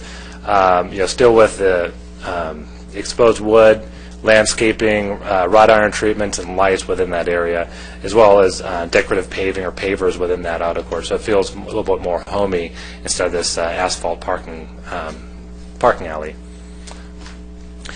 The early California is another architectural style. We have variations of different color palette, roof style, roof material. We have different brick incorporated into this architectural style instead of the Spanish tile decorative features on the formal Spanish. So I just want to highlight that we have two distinct architectural styles. Some of the bolder colors come out in the early California compared to the formal Spanish. All the buildings are proposed to be 2 stories in height, so no 3 stories, and definitely well within the height limitations. Parking is another one of those detailed areas that we also want to dive into. We know there's every community we work in and every community that we build, there's always opposing forces kind of driving how you design parking. One, it uses up land. It doesn't help us build more homes, but you have to make the right decision to provide all the parking to make your homeowners happy and coming back and telling their friends that Brookfield does a great community. We stand by that, and in this community, I just want to start off by saying we meet all of our parking by code on our site 100%. And all the parking requirements that the city already has in place, we meet that. In addition to that, the yellow parking, we do highlight, it's not as part of, I don't think, any of the staff reports, but there is parking allowed that's on Auto Center Drive currently. So if that makes up that additional 24 units. It's a good flex space in case, there are more people, visitors, where it's kind of the above and beyond code. Right now we carry about 2 additional spaces internal to the community than what is required by code. And then also proximity to parking is another great thing to have in communities. Also working with Gail and Cheryl, I combine the 2 names like a celebrity or something, but we want to make sure, like, if you squint your eyes at this, you'll see the red is pretty spread out throughout the community. Put us to task and said, not only is don't just get all the parking on site like you guys were doing, but get it also within a short walk. Going by standard metrics of walk times, everything's within a 25 second walk from the parking stalls to the furthest units. Based on the path of travel, it's about 200 feet at the maximum, and I think maybe 2 or 3 units fall under that category. Garages really play into the parking scheme. Our project really proposes 7 different floor plans at this point, a mix of 2-car side-by-side garages, 2-car tandems, and there's a single-car garage for one of the 1-bedrooms. Something that I just want to highlight, though, is we like to provide these what we call flex spaces within the garage. One of the units that we're highlighting here is that on one of our plans, it's called out as a 2-car garage, so we're really only getting credit for the 2-car spaces. But we have what's circled in red is this flex space, and it's something that we've modeled out in Anaheim too, with the photo below showing, we've modeled that as a workout area, something that is substantial in size that doesn't take away from your parking, for usability. And if you, in our plans, you can see lots of them have these nooks and cutouts. This is one of the largest ones. We could actually see in the 2 options on the right-hand side, the diagrams that we had done for another study. If you had a Mini Cooper or actually some of the other subcompacts, you could actually fit a car in there. We're not counting it as parking because it doesn't fit the standard dimension, but it's a great benefit, I think, for our homeowners and home buyers who need kind of that extra enclosed storage space. We want to be very upfront about this. We are proposing tandem parking. We're not violating any city standards by doing this, but we do have 2 floor plans, the 2 and the 3, that have tandem parking. So that is something that we definitely want to bring out to the commission to make sure that any questions are addressed. But we do want to make the point that these tandem garages and all Brookfield communities with tandem garages, and we do this quite often, are oversized. We give it extra dimensions on the width side, and we give it an extra depth, substantially extra depth, so you have the storage, and really it's the storage and oversized vehicle capacity that so many tandem garages don't get. you're either picking, are you parking your cars in there, or are you storing, and you're not doing both. So this is very important for us to demonstrate it, and you'll see it on the plans. Before I go on, there's some other details here. This quantifies how much beyond building codes for garage space. It's hard to see, but on average we're about 46% lower than what the code would require for the type of parking number of cars, or an average of 139 square feet additional in garages. Before leaving the whole parking discussion, and I'll go back up to here, enforcement of parking is just as important as how many spaces you provide in the community. What we've provided to staff, and have had some a bit of dialogue, and have had on-site meetings about this, is our proposal to have the parking regulated by first in the CCNRs and giving the power to the HOA to enforce parking. One being that no cars are allowed on the streets between, let's say, midnight and 5 a.m. unless you have a permit. And then you only get a permit if one, you're a guest, and you get an as-needed guest parking space issued by the HOA over the internet, and those are limited. Or the other way you could park overnight is if you have a permanent permit. To get the permit, though, you have to go through the inspection process through the HOA and the parking enforcement company, showing that either your vehicle is oversized and you cannot physically fit it in your garage, and it's not a prohibited vehicle. That would allow you to do it. Or let's say you had a two-car garage, and you had a third vehicle for a person who's registered in your household. That third car could get that on-street parking.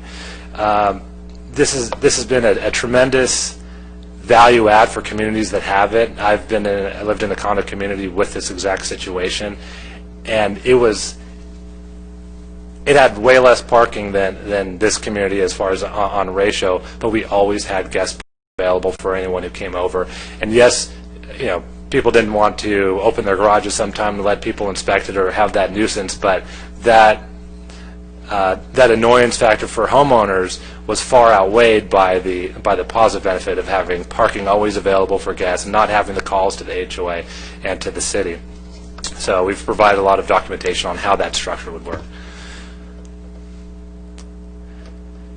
Traffic, and in the video we had mentioned this. We always like to call out what the existing commercial has as far as traffic.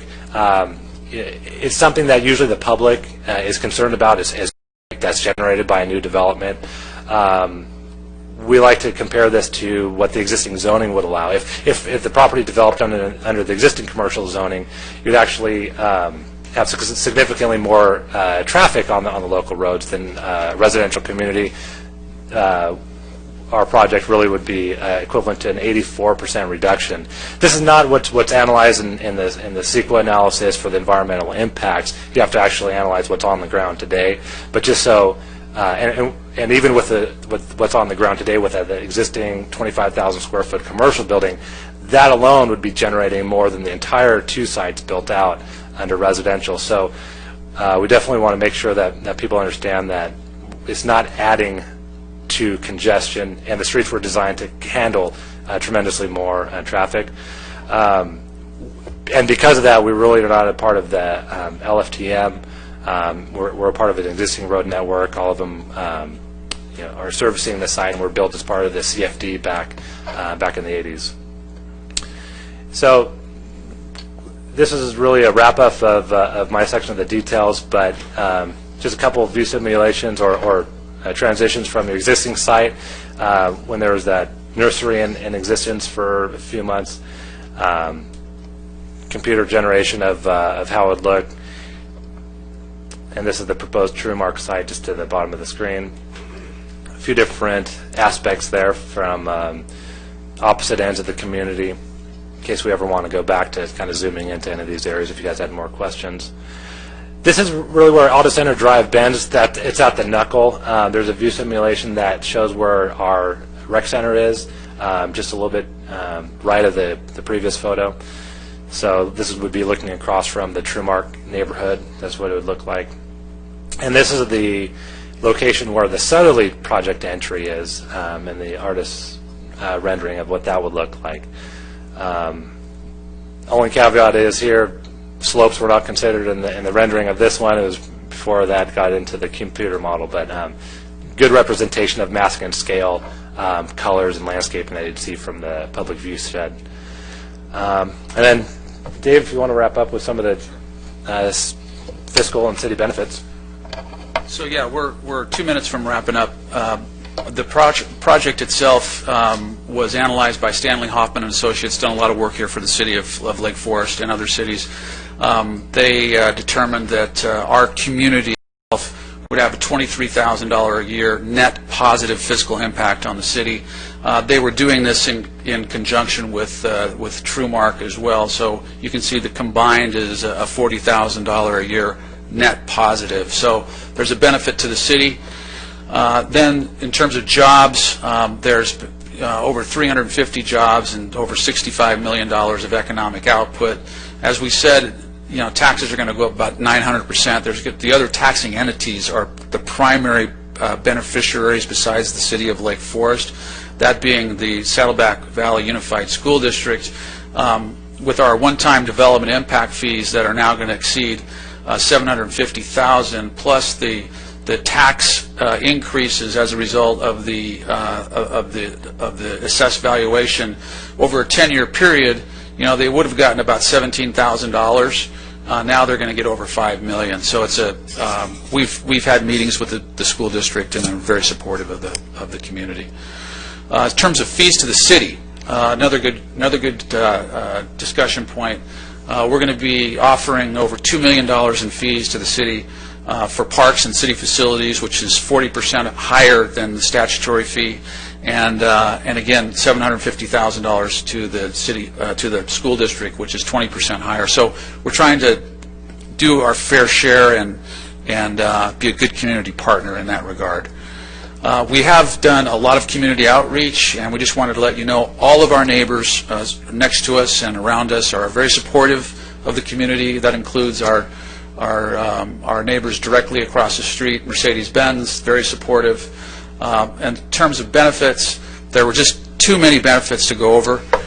There were hundreds and hundreds and hundreds of benefits, but we managed to boil them down to 10.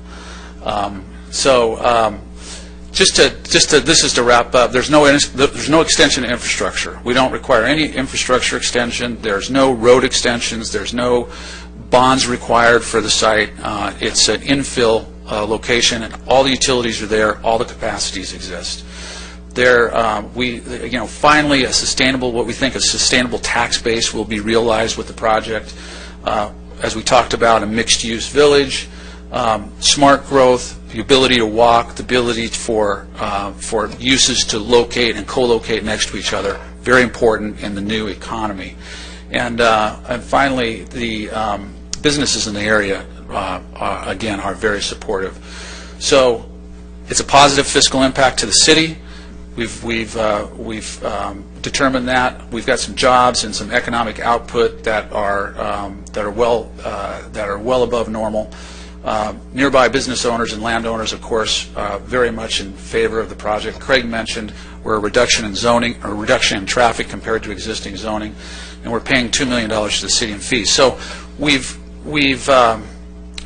we have a good package of benefits to offer in return for the zoning change, and we look forward to the Commission giving us some direction, specifically as it relates to the things that are important to you, which we're not presuming what those things are, but parking, architecture, setbacks, things of those nature, things that are important to the Commission.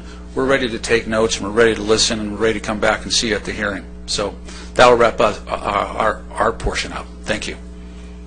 Great, thank you. Questions for our presenters tonight?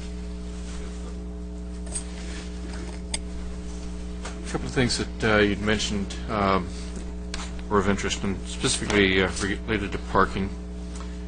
You talked about parking permits, and it sounds like you're referring to Auto Center Drive and on-site parking be requiring parking permits for extended hours? It would just be the on-site parking that would require a permit for overnight use, not Auto Center Drive. Okay. And it's exactly the program that we've done in Colony Park, and it's proved to be very effective in making sure that nobody that's not supposed to park in the guest spaces overnight actually does. And so if they do, they get one warning, and then they're towed.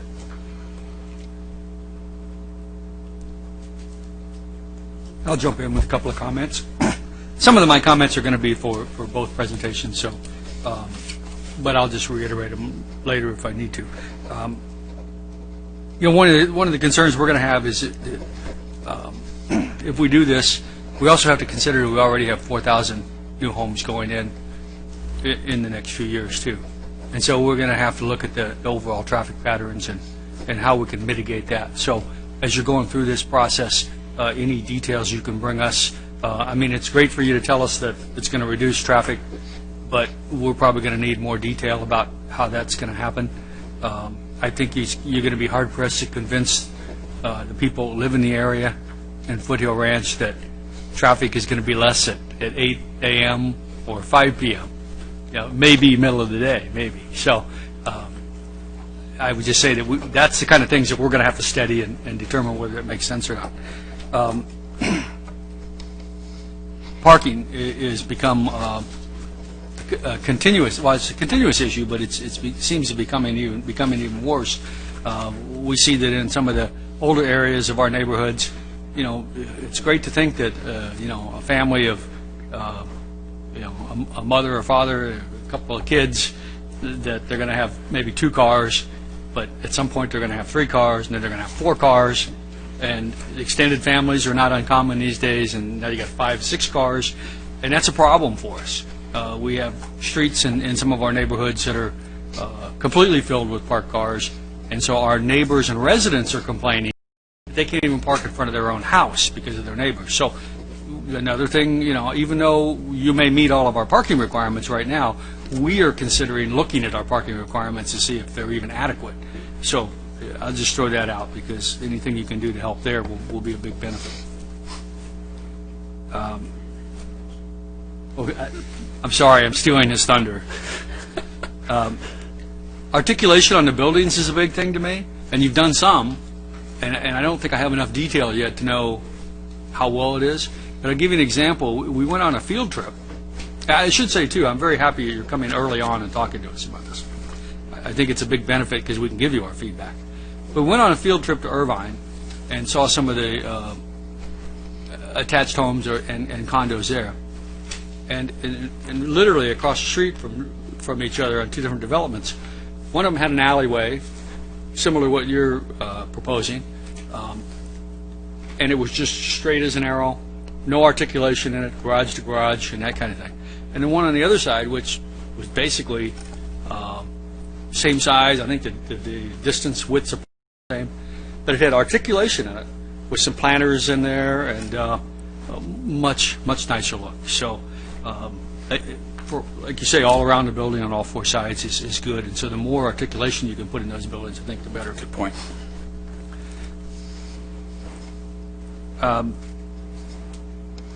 There's a lot of other things that we're going to have to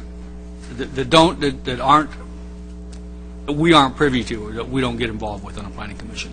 So your development fees and all those, although as individuals we're concerned that you're doing all the things that the other OSA applicants have done for zoning changes, that doesn't fall under our privy. So we probably won't hear much from us on that. And I like the walkability. That is a good function. I do think we need to do something in that area.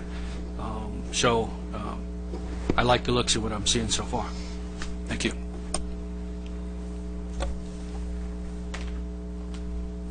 All right. I want to thank everyone from the coming tonight and staff and their involvement to get us and their efforts to get us here. I noticed, I actually have some experience with tandems myself. I've had one before, so I'm not adverse to those. And I wondered, how are tandems received in your Anaheim project? Yeah, it always comes down to everybody wants a side-by-side two-car garage if they can get it, but what we find is that the younger people that are first-time, maybe even second-time buyers, they will sacrifice the space that they get for the garage that they get. And so, and then if we can enforce it properly, which we do, which the HOA does, it doesn't become a problem in the community. And those tandem units end up selling for a little bit less because there are compromises. But we do provide the extra space. So you still get your storage, you still get your bike racks, you still get everything you would normally get, and you can get your two cars in there. And in some cases, you get a little bonus space, like Craig showed you in one of the units. So we found them to be the trade-off to be well worth the homeowner. The homeowner will accept the trade-off. And another comment I wanted to make was that I really enjoyed your presentation, the video. I think you probably spent a lot of money doing that, and that's something I take to heart. So thank you. And only because it took me like 50 takes to get those 3 words out. That's the reason it took so long. I think I agree with some of my fellow commissioners' comments on traffic being an issue. I think the walkability, however, that you've really highlighted, I think will mitigate some of those traffic issues. I had questions on jobs. I think you mentioned 362. I think that's a great number, and definitely helping the economy in our city. I appreciate your answer. You answered my question on the infrastructure, so I appreciate that, and I think you have an impressive list of supporters. So I really enjoyed your presentation. Thank you. I'd also like to say thank you to you and your team for coming out tonight. I'm somewhat of a foodie. For those that don't know, I'm actually in culinary school right now, and so one of my passions is local restaurants, and especially when I can get away from chains. One of the things I really like about that area up there is that there are so many little variations and so many different restaurants, and I've spoken to a lot of them over time, and I think that this development, especially the way you've designed the walkability and the accessibility into those areas where all those restaurants are, will really help their bottom line and give them the opportunity to grab hold and grow. I know a lot of them are struggling because for whatever reason here in South Orange County we tend to migrate to the Chili's. There's nothing wrong with that, but like I said, I'm a foodie, and if I can get away from the chains, I love to. And so I really like the tie-in there to the community that already exists, and I really appreciate the way you took that intersection. It's got Bacon Portola, it's got that fairly distinctive artwork feature right on the corner, and you didn't say we're going to come in and we're going to change this. You built around it and said we're going to enhance it. And the renderings I've seen looked incredible. And so I really appreciate the effort put into that assimilation. And then just on a final note, I live in Cedar Glen condominiums, which were built before most of, certainly before cityhood, and so without any sort of plan. And I can tell you, as a homeowner who has to walk probably a half mile from his car to his house, carrying groceries and or a sleeping 5-year-old, it can be an adventure, and the way you've taken that limited space and said we're going to put the parking right here where you live, I really am impressed. Thank you. Thank you.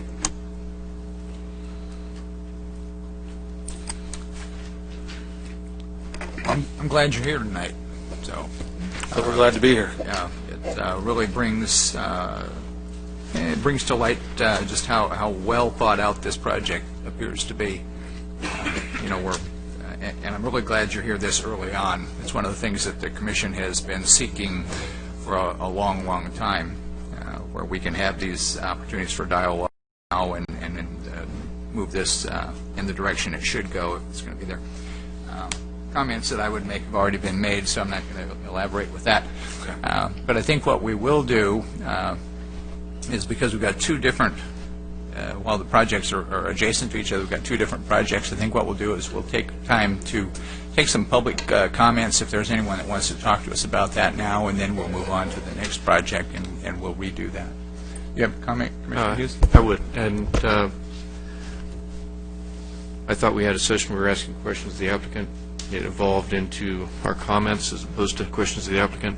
So I would like to have an opportunity to interject comments on this project specific after we hear from the public before we move on to the next item. All right. I thought we were done there, but I guess not. So, all right. Do you have something you want to say to the... Yeah, we do. That's what I was asking for public, anyone in the public that would like to make comments. If you do, you did fill out a card. Why don't you come on up and introduce yourself and speak to us. Now, keep in mind that we're not here to give any decisions back. We're just here to take comments. Yeah, that's fine. Sure. We just ask you to state your name and city of residence, and then 3 minutes to make comments.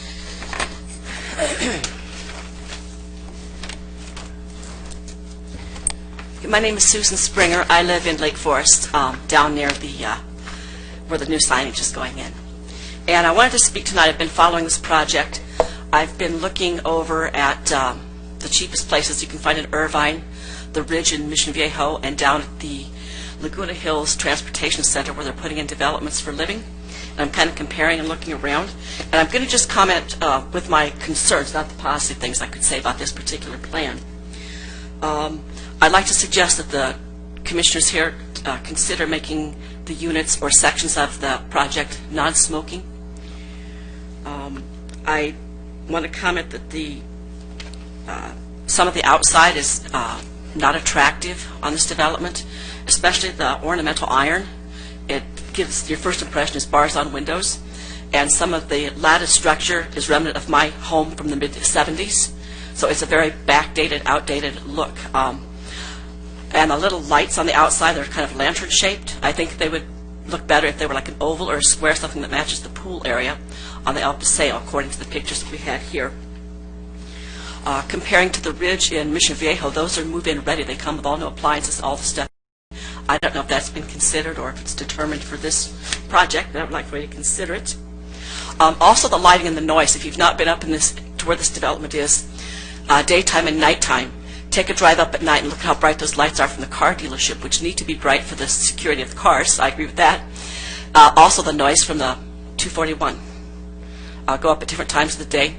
Tonight I learned about the private road going through development, and I don't know if you're aware, but Saddleback Church has 5 services on Saturday and Sunday, 12 to 14 at Christmas time, and they have little signs that route traffic right through where we're talking about to get to Saddleback rather than go to the corner and turn right.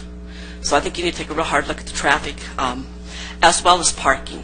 I think the tandem is a bad idea. My experience has been just having a friend that had it. Everyone has to back the car out so the first car can get out, and then the other one pulls back in. And I don't know by the pictures if your tandem is under your own living unit or if your cars are going in and out, or motorcycles or whatever, will it disturb other tenants that perhaps have the condo next door or whatever.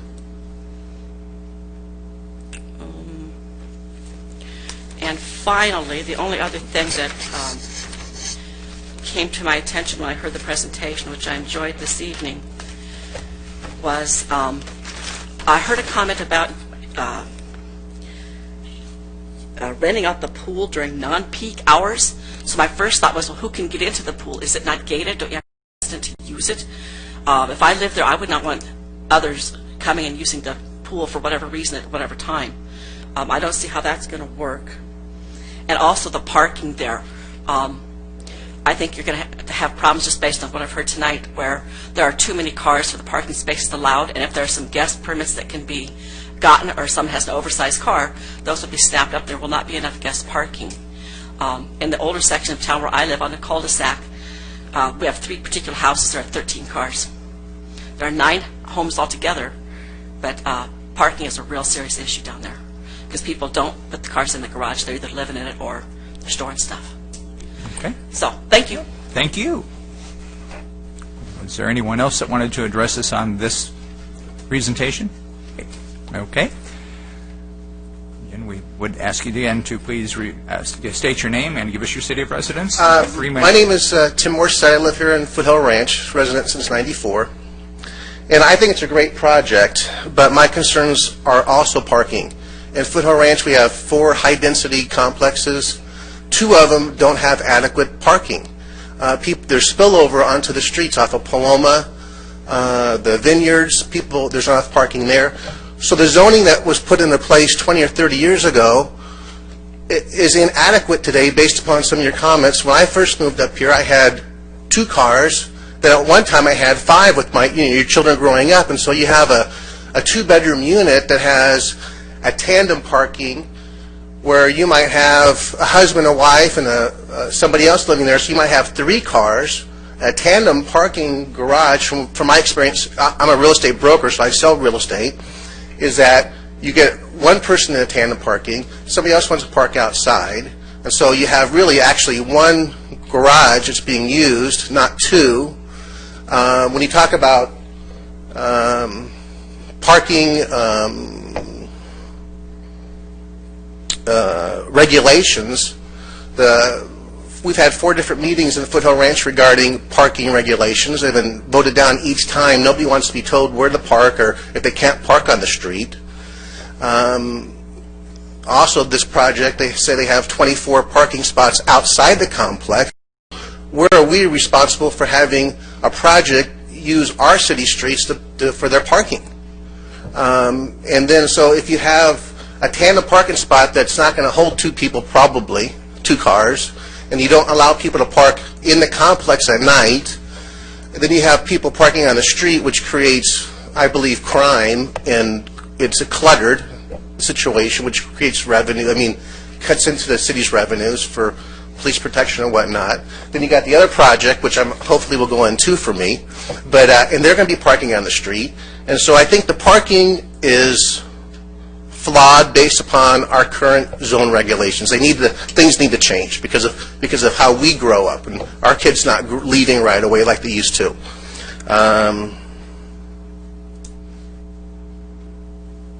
And when you said you did a field project in Irvine, maybe you can do one at their project in Anaheim to see what kind of parking situations they currently have in place now. Maybe there's people in that area where they built their other project that are complaining because there's not enough parking. That might be something to look at too. So, anyways, good luck. Thanks for coming tonight. Is there anyone else that wanted to address us on this project? Okay. Any other comments? Thank you. Now to the comments section. I would like to make a few comments. A couple of things that I would suggest, and staff can probably help with some of this. One of the things I'd like to see is what the current level of service is for each of the major intersections around the neighborhood, and probably within maybe at least a 1-mile radius, so we can have an understanding of what our traffic capacity currently is. I'd like to see then what is going to be imposed on those level of services based on the projections from the new projects that are going up in off Glen Ranch Road, and then again the imposition that will be placed on the level of service on each of those intersections once we implement or see the development of either or both of the proposed projects here. I think that's a huge factor for us.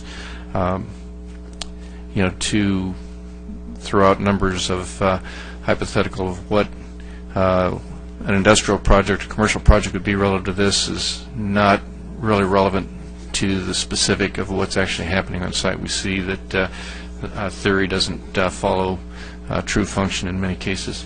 And that brings me to the parking segment of it. To consider a tandem garage as partial satisfaction of your parking requirement, I think is irresponsible of us on the part of planners. Clearly, you don't have a 1-to-1 ratio of tandems to actually use for parking. real world would probably show us that something more in the neighborhood of 25 to 30%. So I think when we're giving consideration to tandem parking for satisfaction of parking requirements, we ought to look at that. One of the other things to remember is there are no entitlements with this property. This is a piece of property right now that is zoned non-residential, and we're looking at changing to residential. This is an opportunity for us to get the kind of parking that we see as being necessary, not simply meeting the very minimum standard code. And regardless of what they want to show on the numbers here, when you take into consideration tandem parking, we are below minimum standards. And then to expect, as one of the residents pointed out, that we would then expect the public streets to then carry the overflow, I think is not responsible planning once again. So my suggestion would be to give very careful consideration to the planning, not only to planning as it exists today, but as the community matures. And that's where you see the bulk of our parking problems start to occur. Once the community starts to mature, that two-bedroom unit, now instead of having 2 cars, may have 3 or 4 cars. A 3-bedroom unit is going to have 3 or 4 cars, and the problem compounds up until the point that the neighborhood starts to pass that maturity point and starts to digress into an older community of retired people. But what we have to plan for is the worst case scenario, not hopefully let's keep our fingers crossed that this will work scenario. We need to be realists in it so we can avoid the problems that we have in virtually every other high-density residential project within our community. And I don't think anybody can point out one residential project that has adequate parking in it, and that's because we've followed the minimum standards as it's been applied and outlined by the county, which we adopted. So one of the things that we're going to be talking about and trying to address going forward is parking requirements for residential properties. And I think that you need to be considerate of that when you're putting together your planning, your parking plan for this particular project, assuming that it goes forward. Another area that is of concern, and you're talking about, you've got these large areas of open space. That's fine, but what are those open spaces really doing? And as far as providing recreational facilities and common area, usable common areas, those open spaces are doing very little. You've got this nice corner with open space on it. It's going to be similar to what we have at Rockfield and El Toro, where we have this beautiful corner that nobody uses. Occasionally you see 1 or 2 people sitting up at the bench, but it's this great open space that counts towards open space that is, for all practical purposes, non-functional. And I would suggest that you probably won't find many parents that are going to allow their children to go up and play on that corner up there so that you could count that as a playground or open space or recreational space.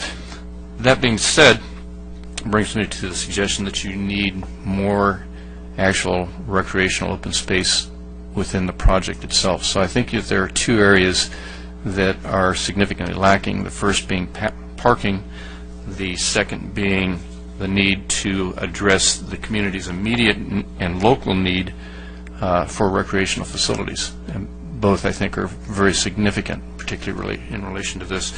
Another concern I have, and we'll just have to see where it goes. I'm surprised that the Mercedes dealer wants to see residential move in. This really, to me, looks like old Orange County zoning, where they get a piece of land and they'll just impose it on us. That's why we became a city, because we wanted actual planning and not just infill. So I'm a little surprised at that. I would have to see something a little more substantial to really understand the traffic implications, the parking implications, the recreational implications. And you're talking about walkability, and walkability is great. I'm all in favor of walkability. I walk, I ride, I run every single day. You put up a demonstration of a half-mile radius, which is great. However, you can't walk in a straight line to any place on here.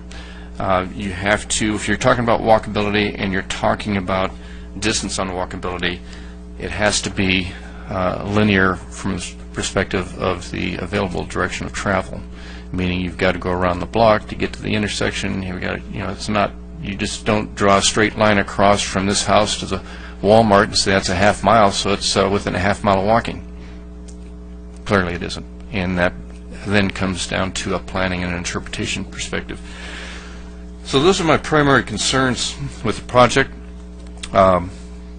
Everything that I've expressed can probably be addressed, but they're all significant issues that need to be addressed, and we owe it to our community to make sure that we're not impacting the existing residents in the area, and that we are providing a good product for anyone who's going to be a new resident to our community. And with that, I will pass it off to my fellow commissioners for their comments. Any other comments? No? Gentlemen, go ahead. Okay, I do have one other additional concern, something I would like to see as we move forward and get into more formal hearings and or public comment sessions, depending on how this develops. But I don't remember now which Jerry said it, but one of my fellow commissioners here had commented about the traffic at 8 and 5 as opposed to the rest of the day. And one of the common concerns that I've heard from friends that live in Foothill Ranch is the impact on the schools. Now, obviously, there's a huge fiscal impact, and that's a good thing, but that's a fiscal impact that goes to the school district, and we have no control over what they do with it. So I would like to see at some point, if you could do with all these various maps that you've done, an overlay of how this would impact the school district and the schools around. In other words, which schools would be fed? What do we anticipate the traffic at drop-off times is going to increase as a result of this going forward? I think that would help to address some of the concerns that I've heard from friends that live up in that area. So, thank you. Commissioner Hughes? I do have one other observation that I'd like to make. Looking at the parking plan that's presented to us here, it does make an allocation for 2 uncovered handicap parking spaces. My feeling is we've got a number of single-car units, we have a number of tandem units, and when you're talking about a handicap space, a single-car unit or a stacked tandem unit doesn't really make a provision for adequate handicap access in and out of that garage. So I would suggest that rather than 2 handicap spaces in total, that you probably should maybe consider allocating 1 handicap space for each of the building modules. In this case, I think you said you had 21 units, 21 buildings.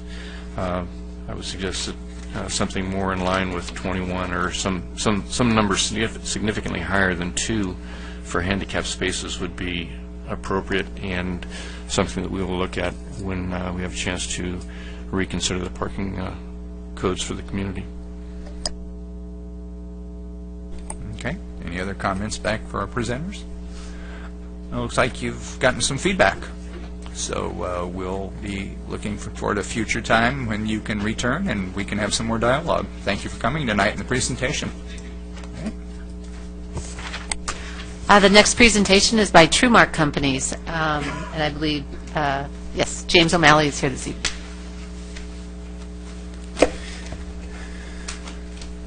I don't know if I should ask for a break or a continuance, but I have made a few changes in my presentation not to overlap. As you know, and it's pretty obvious that our applications with Brookfield have been running pretty much simultaneous and concurrent together. So we work with staff and we work with many of the same designers and very closely with TrueMark and Brookfield to make sure that this is a composite and it's not a separate tract on that part of this village and our part of the village, which happens to be the hole in the donut. My emphasis tonight will be, my presentation will be mostly in 2 parts.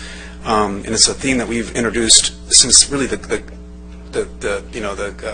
early concepts of this application, and it's a village. And we want to complete this village. And if you look at the square, Jeremy, please, with Bay Parkway, Portola, the 241 per se, and Lake Forest, it's not complete. There are certain people and leaders of the city that refer to it as blight. We had dinner tonight right across the street. I wish there were more customers coming to the fish market, but there weren't. You look across the street and it's dark and you wonder what the heck is going on over there. Jeremy, please. And it's really the results of bad times in the auto industry. So I think part of my presentation is subjective history and the site and situation of why we're here today and why we think this is a fantastic idea for the city and the citizens and some workforce and attainable housing in the city, and knowing that this won't be the same again, whether it was a failed idea or the failed economy or the auto industry is certainly changing. But what is changing for the better, and if you look at different parts of the communities that growth is happening in, sustainable design is a wave of the future. And one of the Commissioner Hughes mentioned that old county planning. Yeah, this was old county planning. The Foothill Ranch was that old style where you take magic markers, per se, as a gross example, and you mark out big areas of yellow, big areas of green, big areas of whatever land use and zoning. It's very common, it's very contemporary to have a village much like this planned for. And ironically, this will work here, and it'll work very well. Where you do have businesses, you do have, for instance, an auto center or that type of facility intermingled and mixed with residential components for sustainable design, where people can live and walk. And it's become very, very popular and much more of a future for housing and lifestyles. This presentation, or this exhibit, kind of shows how our effort will work in the whole, the donut per se, and in coordinations with the other uses around it, both trails, land uses, and circulation patterns. Jeremy, please. The two major areas I want to follow up on, and I think would be kind of the essence of the Planning Commission, and you've referred to it tonight, and also I want to make sure that every comment you've made has been addressed in our application, so I'm in pretty good shape tonight. But seriously, it's really going to boil down to the architecture and the site and the design of the site.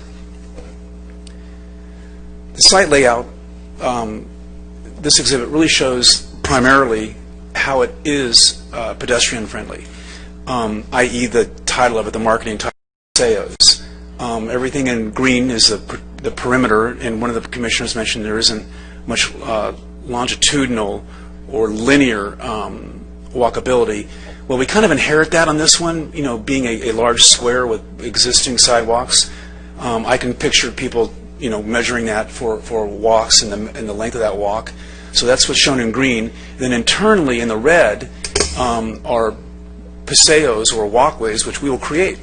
And notice how they each, you know, in probably locations or maybe 7 or 8 locations, you know, including the entrance and on the north and on the east, everything in red will allow pedestrians to walk freely. And this isn't gated. This is open, and you can walk freely to the external uses and pedestrian travel, hopefully, to shops and other amenities within Foothill Ranch. Please proceed. This is just a detail of those paseos and how they may appear. We obviously haven't gone into detail of the architecture on the left in that photograph. That's just a vignette and an example. But definitely the paseos on the right and upper are parts of the landscape concept within this plan. Landscaping to create soft edges, very important. Nothing worse, at least with the thinkers and the intent with Trumark Homes, is to drive by a community where it's a compound. I don't want to, use a lot of examples or describe other cities, but there are some in Orange County, and I would maybe consider it old county planning per se for whatever reason. But there's a sidewalk and a retaining wall. Drives me crazy. Yeah, I mean, I see it all the time. Not even a pocket of landscape or some kind of separation between pedestrian travel, concrete, and another use, whether it be residential or any. We definitely satisfy that and drive that requirement home on this project. It is not a compound. It's going to be very transparent. It's going to be open and appear, the edges would be inviting, both with residential and for pedestrian travel. So as you drive by it, and with the intent that what this may look like if you're a citizen or a visitor to the city, or a resident and an owner or an operator, The edge of this property will be incredibly attractive, have a fantastic street scene, and appear very open and inviting to anybody for any purpose or any visitor or any controlled vehicular access. What we're finding quite often in residential design is gates are popular. I'm not a big promoter of them, but I get overruled. They're, you got to look at the financial part of this, but HOAs and maintenance and so forth, noise, those kind of issues that gates really do introduce. But you can do it. You can do it passively. You can do it softly. And I'm seeing better and better designs implemented in neighborhoods. We're working with staff and the Public Works Department, particularly on this site, where we have a really interesting entry where it isn't offensive. It isn't security dominant. There will be a gate transfer for vehicles, but quite honestly, if you're a pedestrian, you can walk in and out of this facility. And that's not uncommon in master plan communities throughout California, and it's very, very common throughout areas, as Commissioner Zeichmeister mentioned, in Irvine. You may not know it, but most communities in Irvine, you can walk on foot or bicycle right through them without any concern. Parking. We have a pretty, we have a pretty good concept here as far as parking. Each of our units, there's a different design, I'll get to the architecture in a second, is a two-car side-by-side garage. Standard feature that, as one commissioner mentioned earlier, is kind of common and very popular. Almost every home in California has at least that. So each unit has a two-car garage side-by-side, and then we have overall 3.2 spaces per unit. So this exhibit shows where those spaces are. They are, I'm pretty sure it's city ordinance, they are within 200 feet of your residence. So if you did have a guest, you could get your home without trucking or tracking many, many, many feet, or finding some kind of way where you wouldn't want to park your car, you wouldn't want to visit. I did overhear a good idea as far as where the handicap spots would go. We could certainly identify them and make it fair and logical for a handicapped person to be welcomed and convenient for. Entry points and property corners. We really look at this project as two major key focal points or nodes. On Town Center and Auto Center, that corner will be featured by travelers and so forth. I'll admit, coming up after Brookfield, that the illustration up above on the right, on the left-hand corner, probably isn't the highest standard, but we're going to focus on that. And every edge of this, where we have signage, we'll have it landscaped. It'll be convenient. It'll coordinate with the architecture and the materials and the color tones of Foothill Ranch and our neighbors in Brookfield. So it won't look like it was built at any other later time or for a different purpose or reason. We really do want this to blend and coordinate and be cohesive, and again, be a village, even to the point where we could share on colors, we could share on themes, we could share on fonts on the entry monumentation, street standards, mailboxes. So it really does look like this was master planned some other time as a whole. Sensitive grading and design. And again, we want to talk about the edges because there'll be a lot of internal detail, and we'll work with staff and we'll work with the Planning Commission on that. Parking, setbacks, architectural treatments. But really what this property will look like, again, from travelers, when you drive by it and you're going to Target, you're going to Rudy's, you're going to other facilities in the area, either on foot, which we hope happens more than in a vehicle, that you can drive by and say, well, that's a pretty proud thing. What they did there is very, very clever. That's really clever and neat planning. So we've been very, very sensitive to not create walls. I think the tallest retaining wall, per se, on the left-hand corner of the property, it will be about 5 feet, but it'll be a retaining wall with landscaping in front of it and a bench on top of it and more landscaping, so it'll be very, very sensitive to any grade separation. We really, really want to offset grade separation and not have this be offensive at all to pedestrian travel or vehicle, street scene viewpoints. Concerning the architecture, this is a bit of a different program than the Brookfield presentation you saw earlier. This is, they call this small lot detached condominium living. It's very, very, very popular. You would enter it from Paseos, and then it has a rear load design for your auto entry and ingress and egress. And what's neat about this is you really can enter from a front door, and you can enter conveniently from a side door, or what I usually do every night, I enter from my garage door. But it'll be a very attractive design. It has private open space.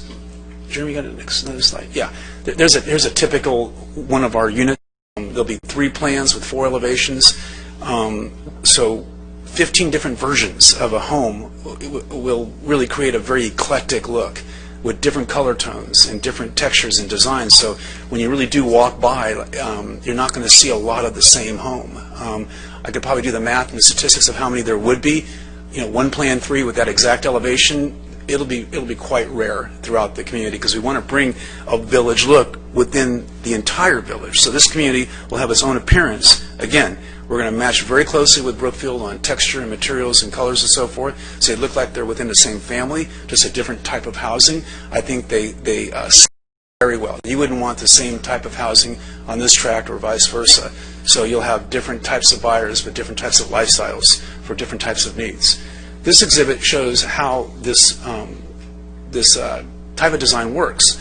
On the left side, that green area with the arrow, that is that home's private open space area. On the other side of it is that particular home's open space area. Incredibly important. Whether it be 500 feet up to 800 feet or 900 feet, it'll probably vary in certain situations.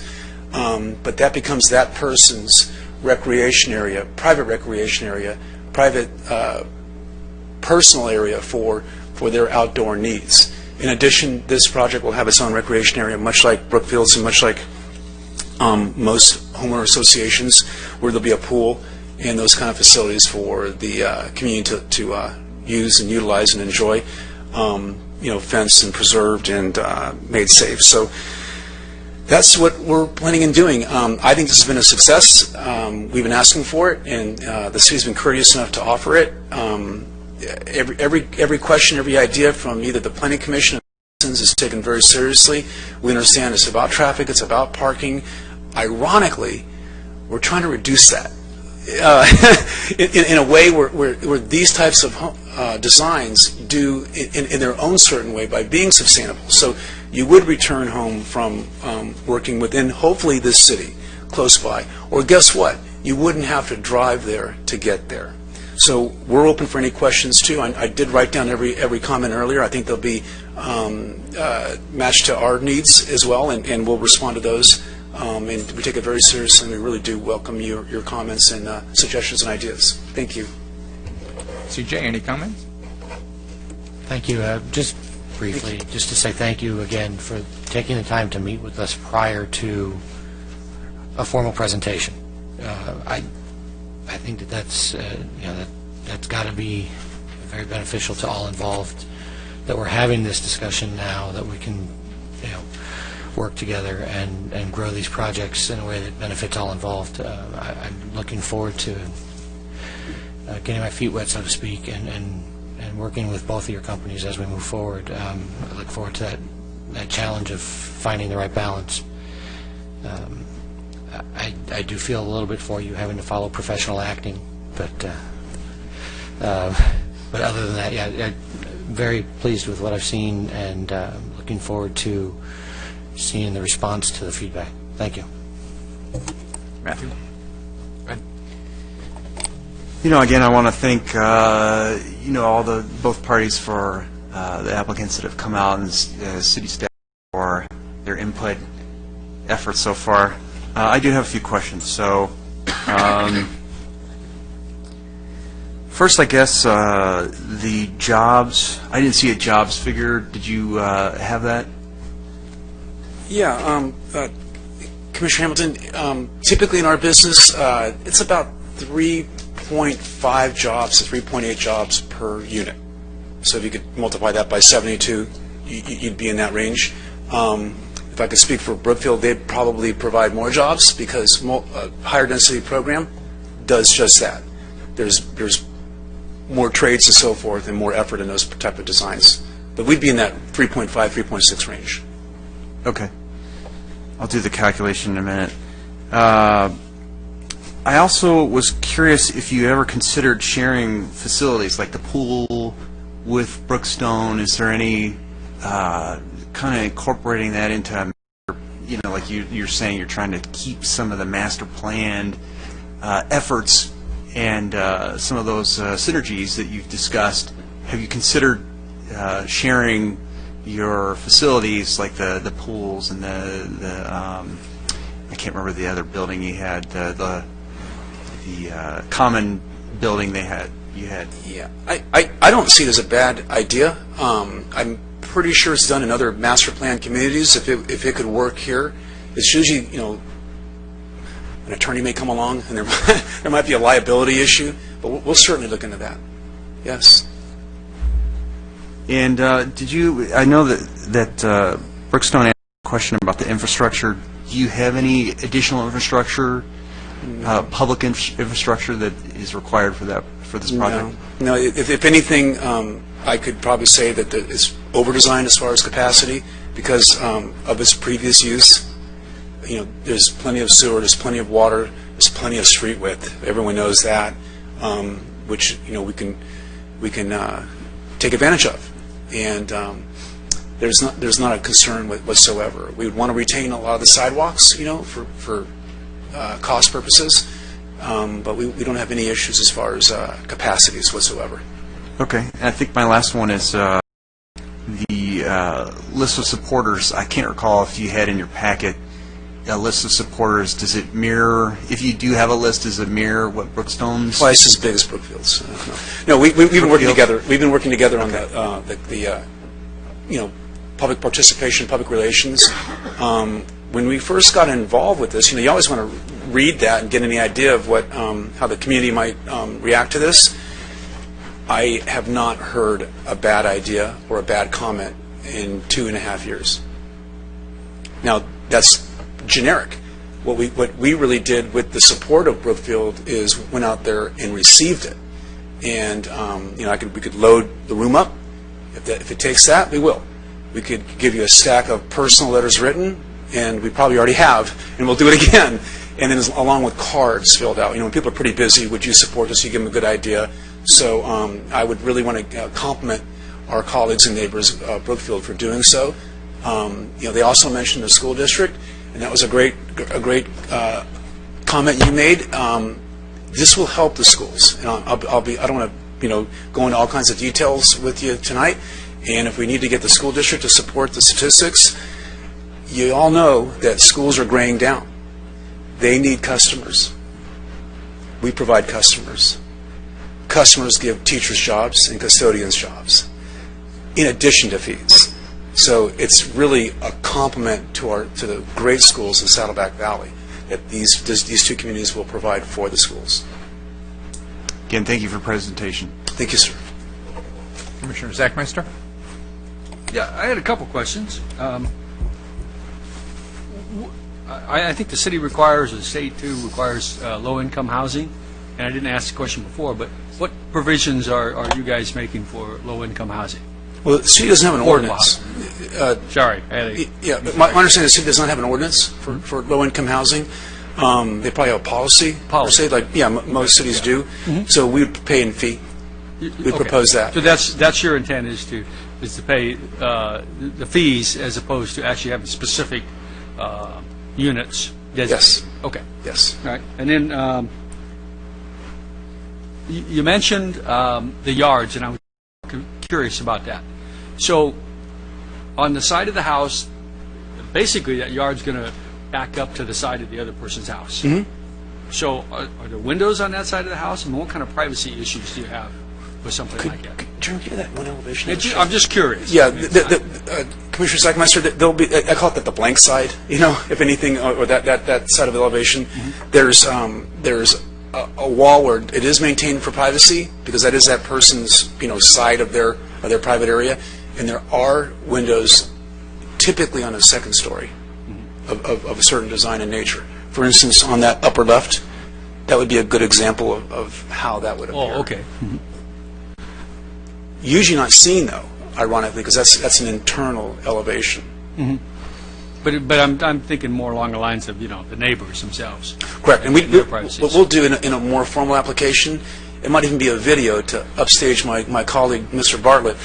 We'll give you, there's a lot of examples. This is a very popular design in today's real estate market. Well, one of the ones that we saw, again in Irvine, was where you had, a cluster of single buildings and had kind of a shared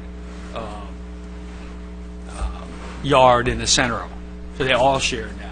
And I kind of thought that's where you're getting to, but it doesn't look like that, right? No, this is their land, owner's private open space area. They're deeded info. Would this is not called a zero lot line, though, right? Or is it? Yes. It is a zero lot. The concept, yes. All right. And then on your first map where you talked about the walking to the street, and I don't think we got this clarified in the first presentation either. You showed the green line where you can walk around the outside, but the red lines appeared to stop before you get to the sidewalks. Is that true, or are there ways that you can No, get through? just the opposite. Okay. They open up, i.e. the paseos, they open up in their gateways and entries to the entire community. That's why those arrows pop out, Commissioner Zeichmeister, both Okay, on the so- bottom and the top. So as Commissioner Hughes was mentioning, there are some straight lines to get out of the property. You don't have to walk all the way around to get out. Oh, not at all. Not at all. There's probably 6, 7, 8, 10 or a dozen places that of legitimacy to walk out and be exposed to the outside area and the edges. Very soft edges on this design. Thank you. Thank you. Can I just have a follow-up question? On that same slide right there, is it only with the arrows, there's 3 at the top and maybe 2 at the bottom? What about the ones going left toward town, I think it's town? Right, those go outside of the... Yes, those are just part of the sidewalks that would be surrounding and the edge of our entry our entry design, our entry road. And those would actually put you out onto the sidewalk on Town Center? Mm-hmm. Okay. Yeah. As well as the third one you mentioned up top, and that's I call that our secondary access point on the upper left. That too would be open to pedestrian travel and lead out to the external area. I just don't see arrows on those ends going toward the street like the ones at the top at the bottom. I just wanted to make sure that I understood that right. Okay. Commissioner Hamilton, Jeremy Crowd, RGP, working with TrueMark Companies. If I could just answer that question. You're right. The arrows on what are against Auto Center West and Auto Center East, those are showing pedestrian exits through the paseos that have that arched. It's a nice entryway to exemplify or lead into the community. Those would be entries in the community. And also along the Auto Center North, I could say that parallels Portola. There's the main entry there, and that would have pedestrian or sidewalks that don't have gates. It would be a vehicular gate at the entryway here, but there would not be gates for the pedestrians to enter. Whereas on Town Center, I just want to clarify on that point, there was early comments from members of the community when we were talking about this plan. They were concerned about the level of traffic on Town Center and that how porous is it could be on that edge, and we also were concerned from a noise standpoint. So we had planned some early designs with entries and exits onto Town Center from a pedestrian standpoint, not from a vehicular standpoint. But due to the noise concerns, we decided not to have exits from a pedestrian standpoint out to Town Center. Instead, provide more landscaping. So we also have a grade. If you've been out to the site, you know that there's a slope up to the existing large parking area where the Chevy dealership had, I think, some backlot parking. Well, there's enough grade there that we had to retain that, not create this big retaining wall edge, and so we used a slope instead with landscaping and then a wall at the top with heavy landscaping to screen that wall. But what that does is it creates a softer edge, some noise attenuation, but on the other side it does not allow for pedestrians to exit from that side. But like I said, the other areas they can. Thank you. Commissioner Hughes? Thank you. Thank you for the presentation. I will say I think that you have done a better job with this project than the last project we saw from the perspective of providing true recreational facilities. It looks like you've got an open park area that is easily accessible and actually usable, so I commend you for that. Looks like you've done a better job with addressing parking issues, probably getting closer to what we're looking for. And just to kind of put that in perspective, there was a survey that was conducted of the community, and in that survey, one of the questions that was asked, what is your greatest concern? And the number one greatest concern was parking. I think it was 45% of the respondents, residential respondents, said that parking was a problem within the community, and something in the neighborhood of 20-something% said people not using their garages and driveways related to parking. So it sounds like we're really hammering you guys on parking, whether you think it's justified or not. It's the opinion of the people that we represent. We're simply up here representing the residents of the community.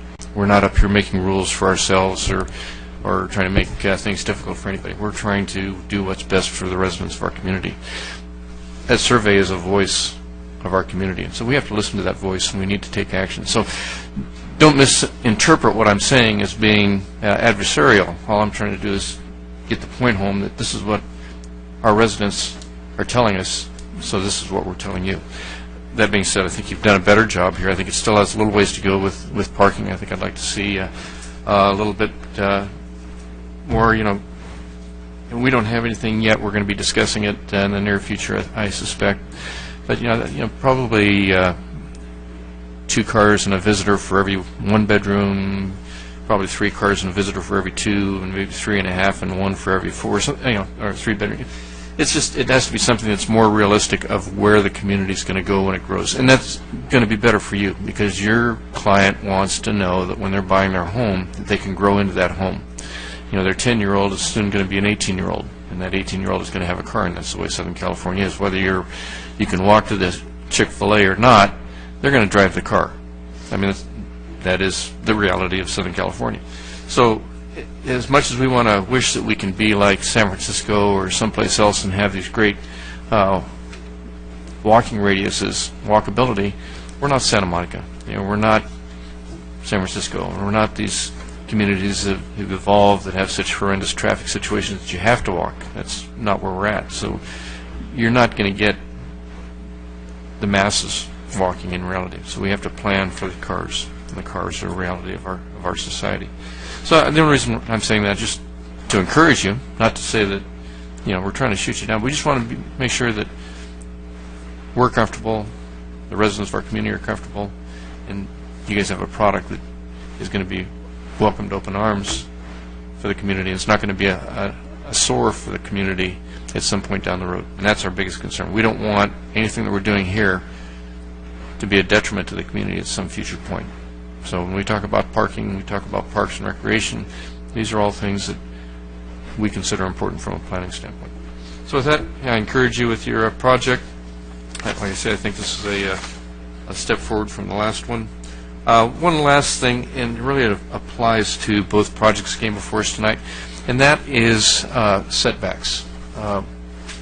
You have done a much better job, it looks like, with your setbacks from Auto Center than the prior, but setbacks are a big thing, and I know that on one side you're committed to those setbacks because of the slopes, but I would encourage you to maintain the setbacks throughout. And then the other is, you'd mentioned the being able to utilize the existing sidewalks, and I would suggest that we try to stay away from, when we're designing new facilities and planning, we try to stay away from linear sidewalks, things that are more meandering, more conducive, more appealing to residential use, to pedestrian traffic. So I would consider that you take a look at what you're doing with your perimeter sidewalks as well. Maybe it isn't utilizing as much of what's existing as you'd like to, but it still would be, I think, an important consideration. With that, thank you for your presentation. Thank you. Before we get into the public comments, we're going to take a 5-minute break, and then we'll come back and we'll allow the public to address this, okay? So a little 5-minute break. Ordinance 2015-09 is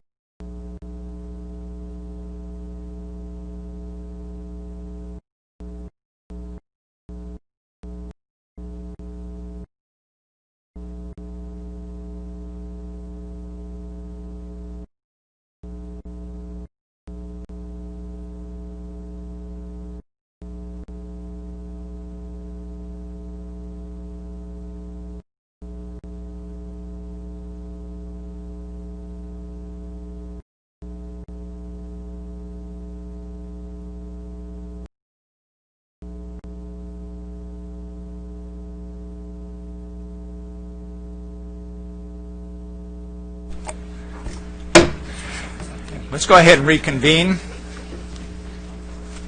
Oh, now we can officially reconvene? All right, good, now that we have the recorder on. All right, we have one more comment up here from the dais, and then we will open it for the for public comments. Just thing I wanted to mention is that, you know, you've got recommendations from a lot of the businesses in the local area. I know that. I talk to them all the time, too.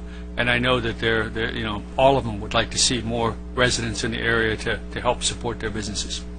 But the other side of it, and that we have been dealing with for some time now, and Commissioner Hughes mentioned it too, is that with the new developments going in, everyone is concerned about traffic. I've heard from many of the residents in Foothill Ranch that they are concerned about having more development there because it'll cause more traffic problems, more parking problems, on and on. So I would suggest that you consider community outreach to those groups, to those residents as well, because they're going to be coming in force when they really find out that this thing is moving forward. So just a suggestion. Okay, so now we'll, I think we might have one that wants to readdress us. Yeah, I'm looking right at you.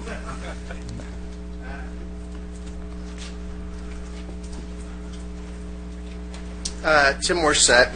I live in Foothill Ranch. You know, when that area was first developed as an auto center, it came underneath different restrictions now, but we're going to a residential. My concern is the Mercedes-Benz dealership, is that you have a paint shop there, and you have a noise situation. I don't know if you can go in there, and my concern is the residents who purchase into the complex and to the donut. What's it?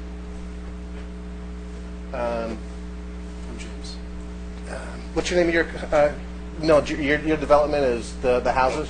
Paseo. The Paseo. So the residents are close to Paseos. Are close to the Mercedes-Benz dealership, where maybe they have outdoor speakers, and in car dealerships you have outdoor speakers with the service calls and whatnot.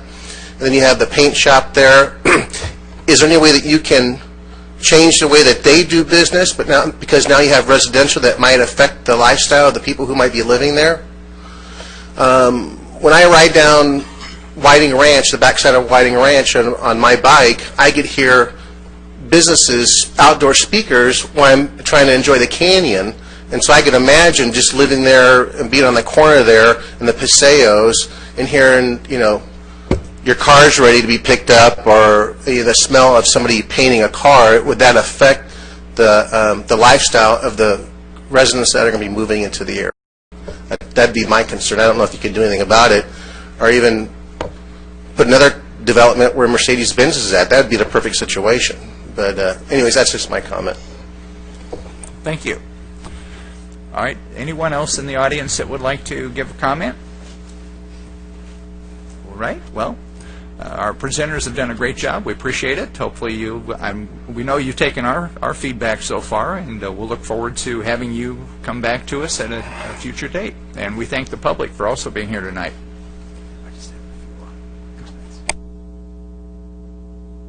You have more comments? I don't think I said any comments on this round. Well, then you better speak up now. All right. Well, I tried to save my comments for after the comments this time. So I saw that the jobs, I did the calculation, and I think it's 252 if my math is right. So the addition of the 362 from Brookfield's presentation, I think, gives us a total of 614 jobs. So I just wanted to make that comment. Impressive list of supporters if it's truly twice the list of Brookfield's. You know, the walkability, I think, again, it's going to reduce traffic. Just a few, and I wanted to just mention, I appreciate your comments, Commissioner Hughes, and please don't, especially about parking. And I want to, you know, voice my agreement with that. I'm just a little torn, however, in if the current situation for parking they've made their presentations. They're so far along in those presentations that in design work that I'm just torn in that if we change the rules now after they've gone with what the existing rules are. So I'm torn there, but I understand and want to say I concur with your parking comments.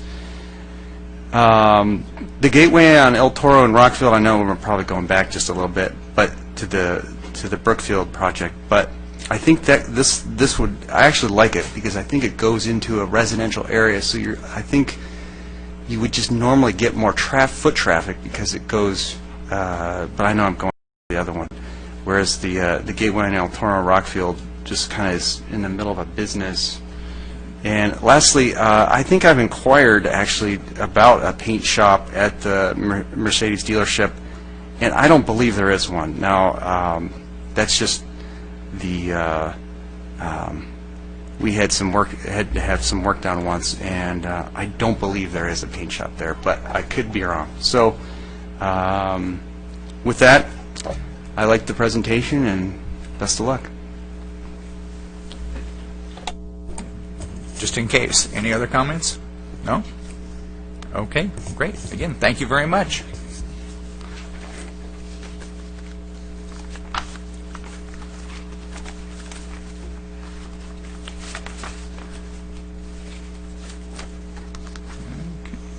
That takes us to our item number 7. Yes, item 7 is the 2013 Planning Commission calendar.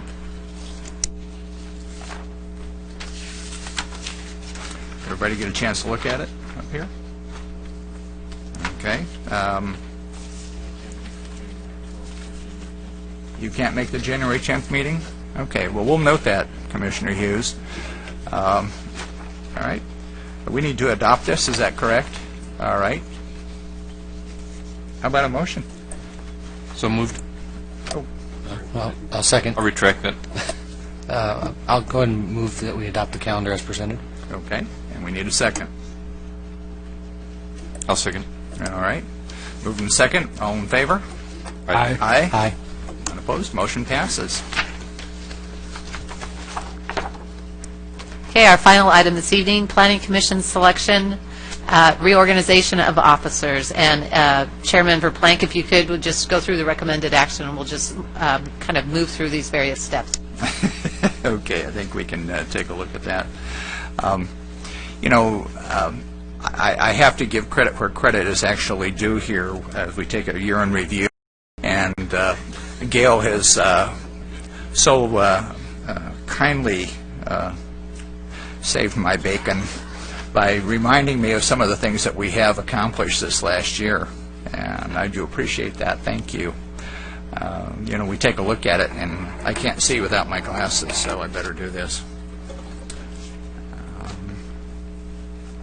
We had a number of things, obviously, what we just talked about here, a couple of potential future projects. We had workshops for the Pinnacle, which is the 85 homes up at the top of Peachwood. We did the Shea Baker walk, their site, and boy, if you've seen that, that's really moving right ahead. City's Parks and Recreation, the new sports park. We did a zone change to delineate definitions of approval process for commercial and business parks in the city. The site development permit for the Pinnacle, the area plan for Shea Baker, site development permit for Sammy's, site development permit for Tri-Alpha, the site development permit for the Bay Hand Car Wash, also the 2 site development permits for the outdoor displays for Home Depot. And I happen to have been at the Home Depot location over down off of Rockfield and El Toro, and they really have taken that to heart. They do a good job there. The one up at Foothill from time to time has gotten out of hand, but I think they're walking pretty tight now. So I'm sure that they've been encouraged in that aspect. The site development permit for the Jack in the Box at El Toro and Rockfield, I actually thought they were getting ready to close that down, but they happened to see they got a big delivery of food there today, so I guess they're still operating. But that'll be a nice one to do. Use permit for the vet school I think that's been a really good one. The baseball training facility, we did a use permit, as well as the CrossFit gym. So we had a pretty active year last year, and I have a feeling we're going to have a pretty active year this year as well. So all in all, I want to thank my fellow commissioners. Welcome our 2 new commissioners. You guys are going to get an education very quickly, it looks like, which will be good. I think you have some experience, so it'll be good for you. And with that... move on. This might be a good time. I've got the honor of thanking you for the hard work you've done this year as the chairman, and you've done a great job at it. Appreciated working with you. Staff has come up with the perfect gift for you, and so I just want to give that to you and thank you again for doing such a good job. Thank you, Jerry. Appreciate it. Thank you. Thank you, staff. This would be great.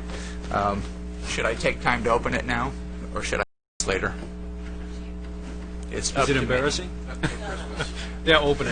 No, but I do notice that Sammy's even took time to wrap it. You see, yeah. One of the projects that we did. One of the projects that we, yeah. And for those of you who don't know what Sammy's is, the old Black Angus, and when they get that redeveloped down there, it's going to be quite a place to eat. So look forward to that. I know we are all looking forward to it, I think. Appropriate. No expense. I was going to say, the wrapping paper, no. Glue, yes. All right.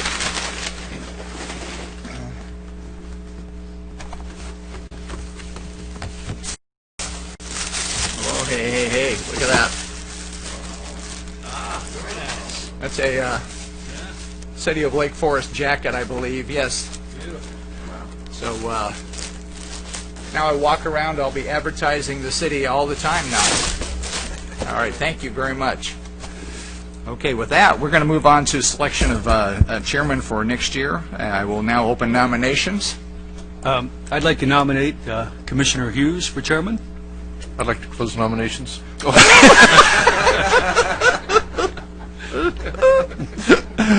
Okay, well, are there any other nominations?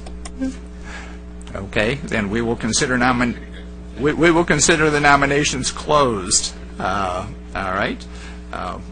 All those in favor of Commissioner Hughes as chairman, say aye. Aye. Aye. Congratulations. Okay. With that, I am going to be so kind as to hand the gavel on down.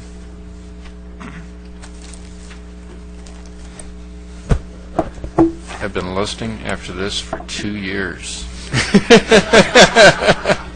Oh, it sounds so good. Jerry, I would like to thank you for your service this past year. You've done an outstanding job. We've had a full plate at times, and at times not so full, but throughout you've been consistent in your leadership, and we do appreciate your presence, your wisdom. You're a true asset to the Planning Commission. We truly appreciate having you on with us. As one of my first, I guess that was my first official. Second would be to welcome our new members. You guys are going to be asked to fill the shoes of 2 very, very good planning commissioners, and I'm sure that you'll be able to step up and do an equally admirable job. So that brings me to what actually I guess was supposed to be my first official duty, and that is to open the nominations for vice chair. So do I hear a... If I may, I'd like to nominate Commissioner Zechmeister.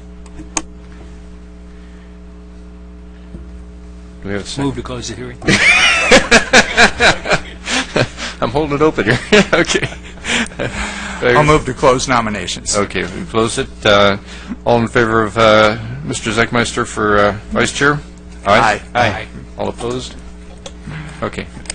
It carries. That then brings us to our final portion of this meeting, and that would be closing comments. So, Scott, do you have anything that you would like to convey on behalf of... No, I don't know if the announcement was official, but baby Richardson was born Sunday night. That's why Mal's not here tonight. A healthy girl. Her name is going to be Julia Lane. So he was intending to come tonight, and senior staff and I shut that down yesterday morning. So regards from him, and I'll give him your best too. Great, thank you. Gail? I'd just like to remind the Commission I sent out some information about an upcoming seminar related to Planning Commissioner duties, and if anyone is interested, please contact me as soon as possible, and we'll make arrangements to have you signed up for that event. Thank you. Great, thank you, Gail. Cheryl? Nothing to add? Peggy, do you want to? Okay. Let's go all the way down to the far end on here. Charles, any comments you'd like to make here this evening? Just That's enough, point, thank you. No, I'm sorry. At this I'll turn point, it just down. to say thank you for the welcome reception from staff, from my fellow commissioners. Look forward to working with all of you. And I had hoped that I saw former Commissioner Anderson in the gallery earlier, and I had hoped to thank him for his kind words that he said in parting after the appointments, and unfortunately he left, but he's a class act, and he'll be a big shoes to fill. So. Great, thank you. Andrew? Yes, I wanted to echo those sentiments and also say thank you to staff for answering some of my questions and being welcoming and bringing us, bringing us up to speed. I also look forward to working with all the commissioners. It's really a team effort, and thank you for your welcoming efforts too. Glad to have you on board. Ex-chair.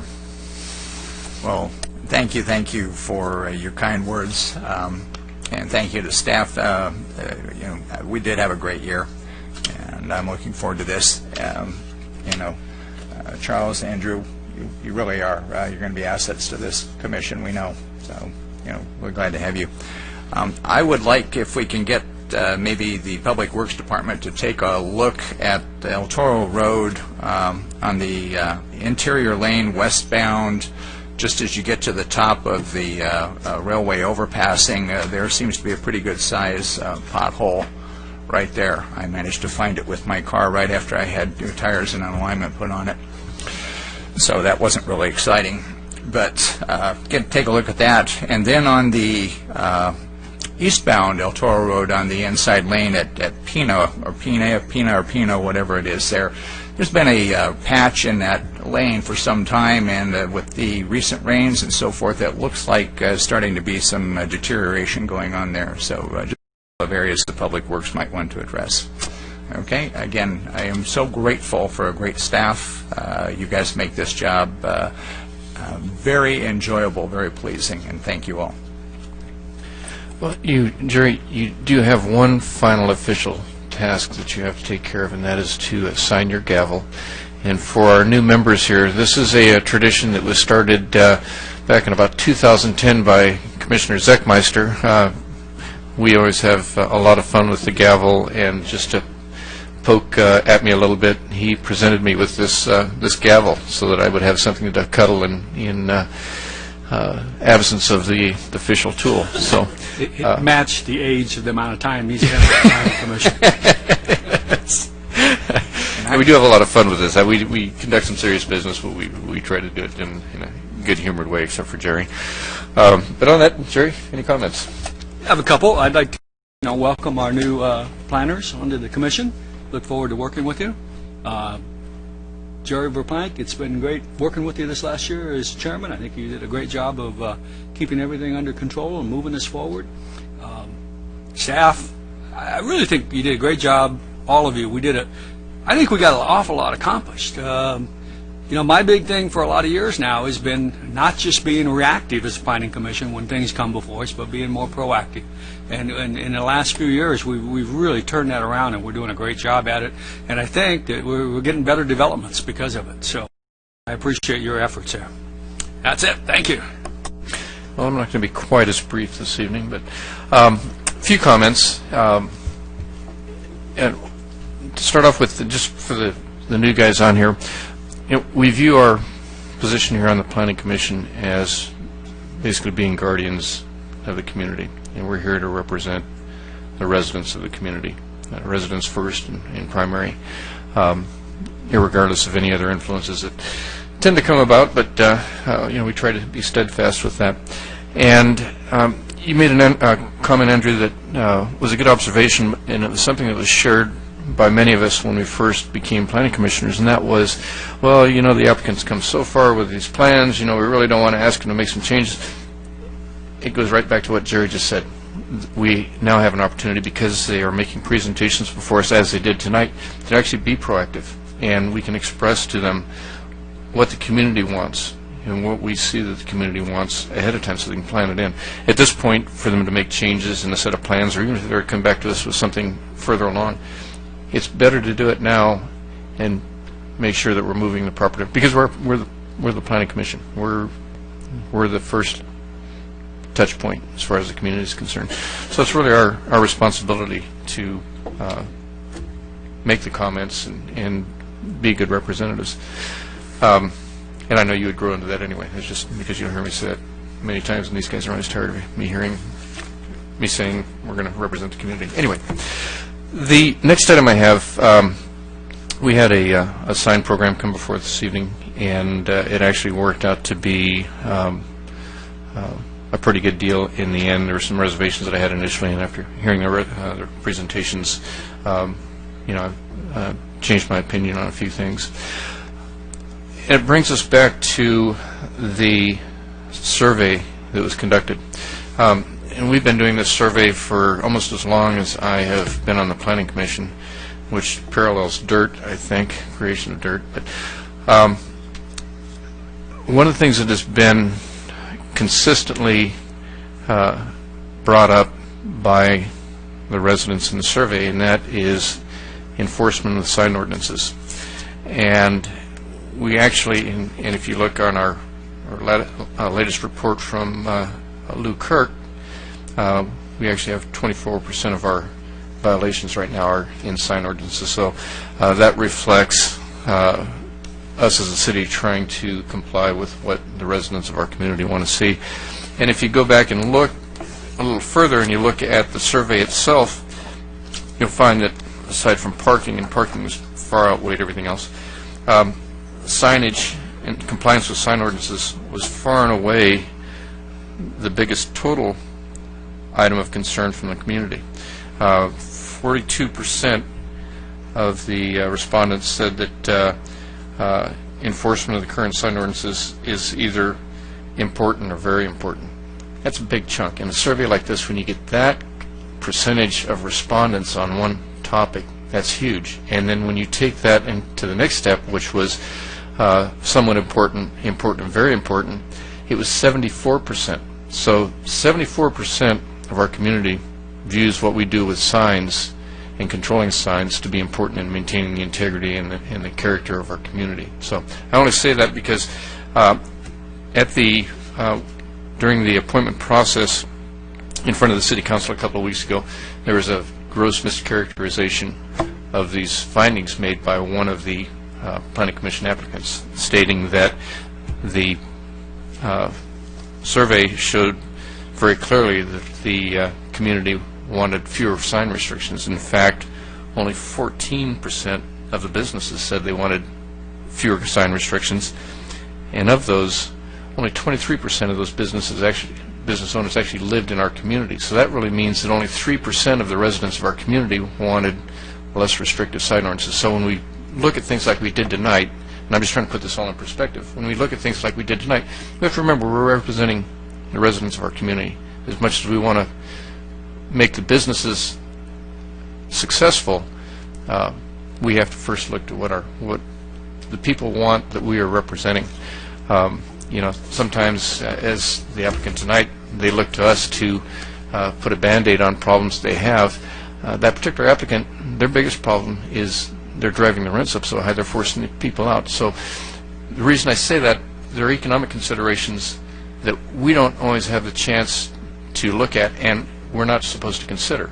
We had another sign on El Toro Road a couple sessions ago where an applicant asked us to give him an additional monument sign.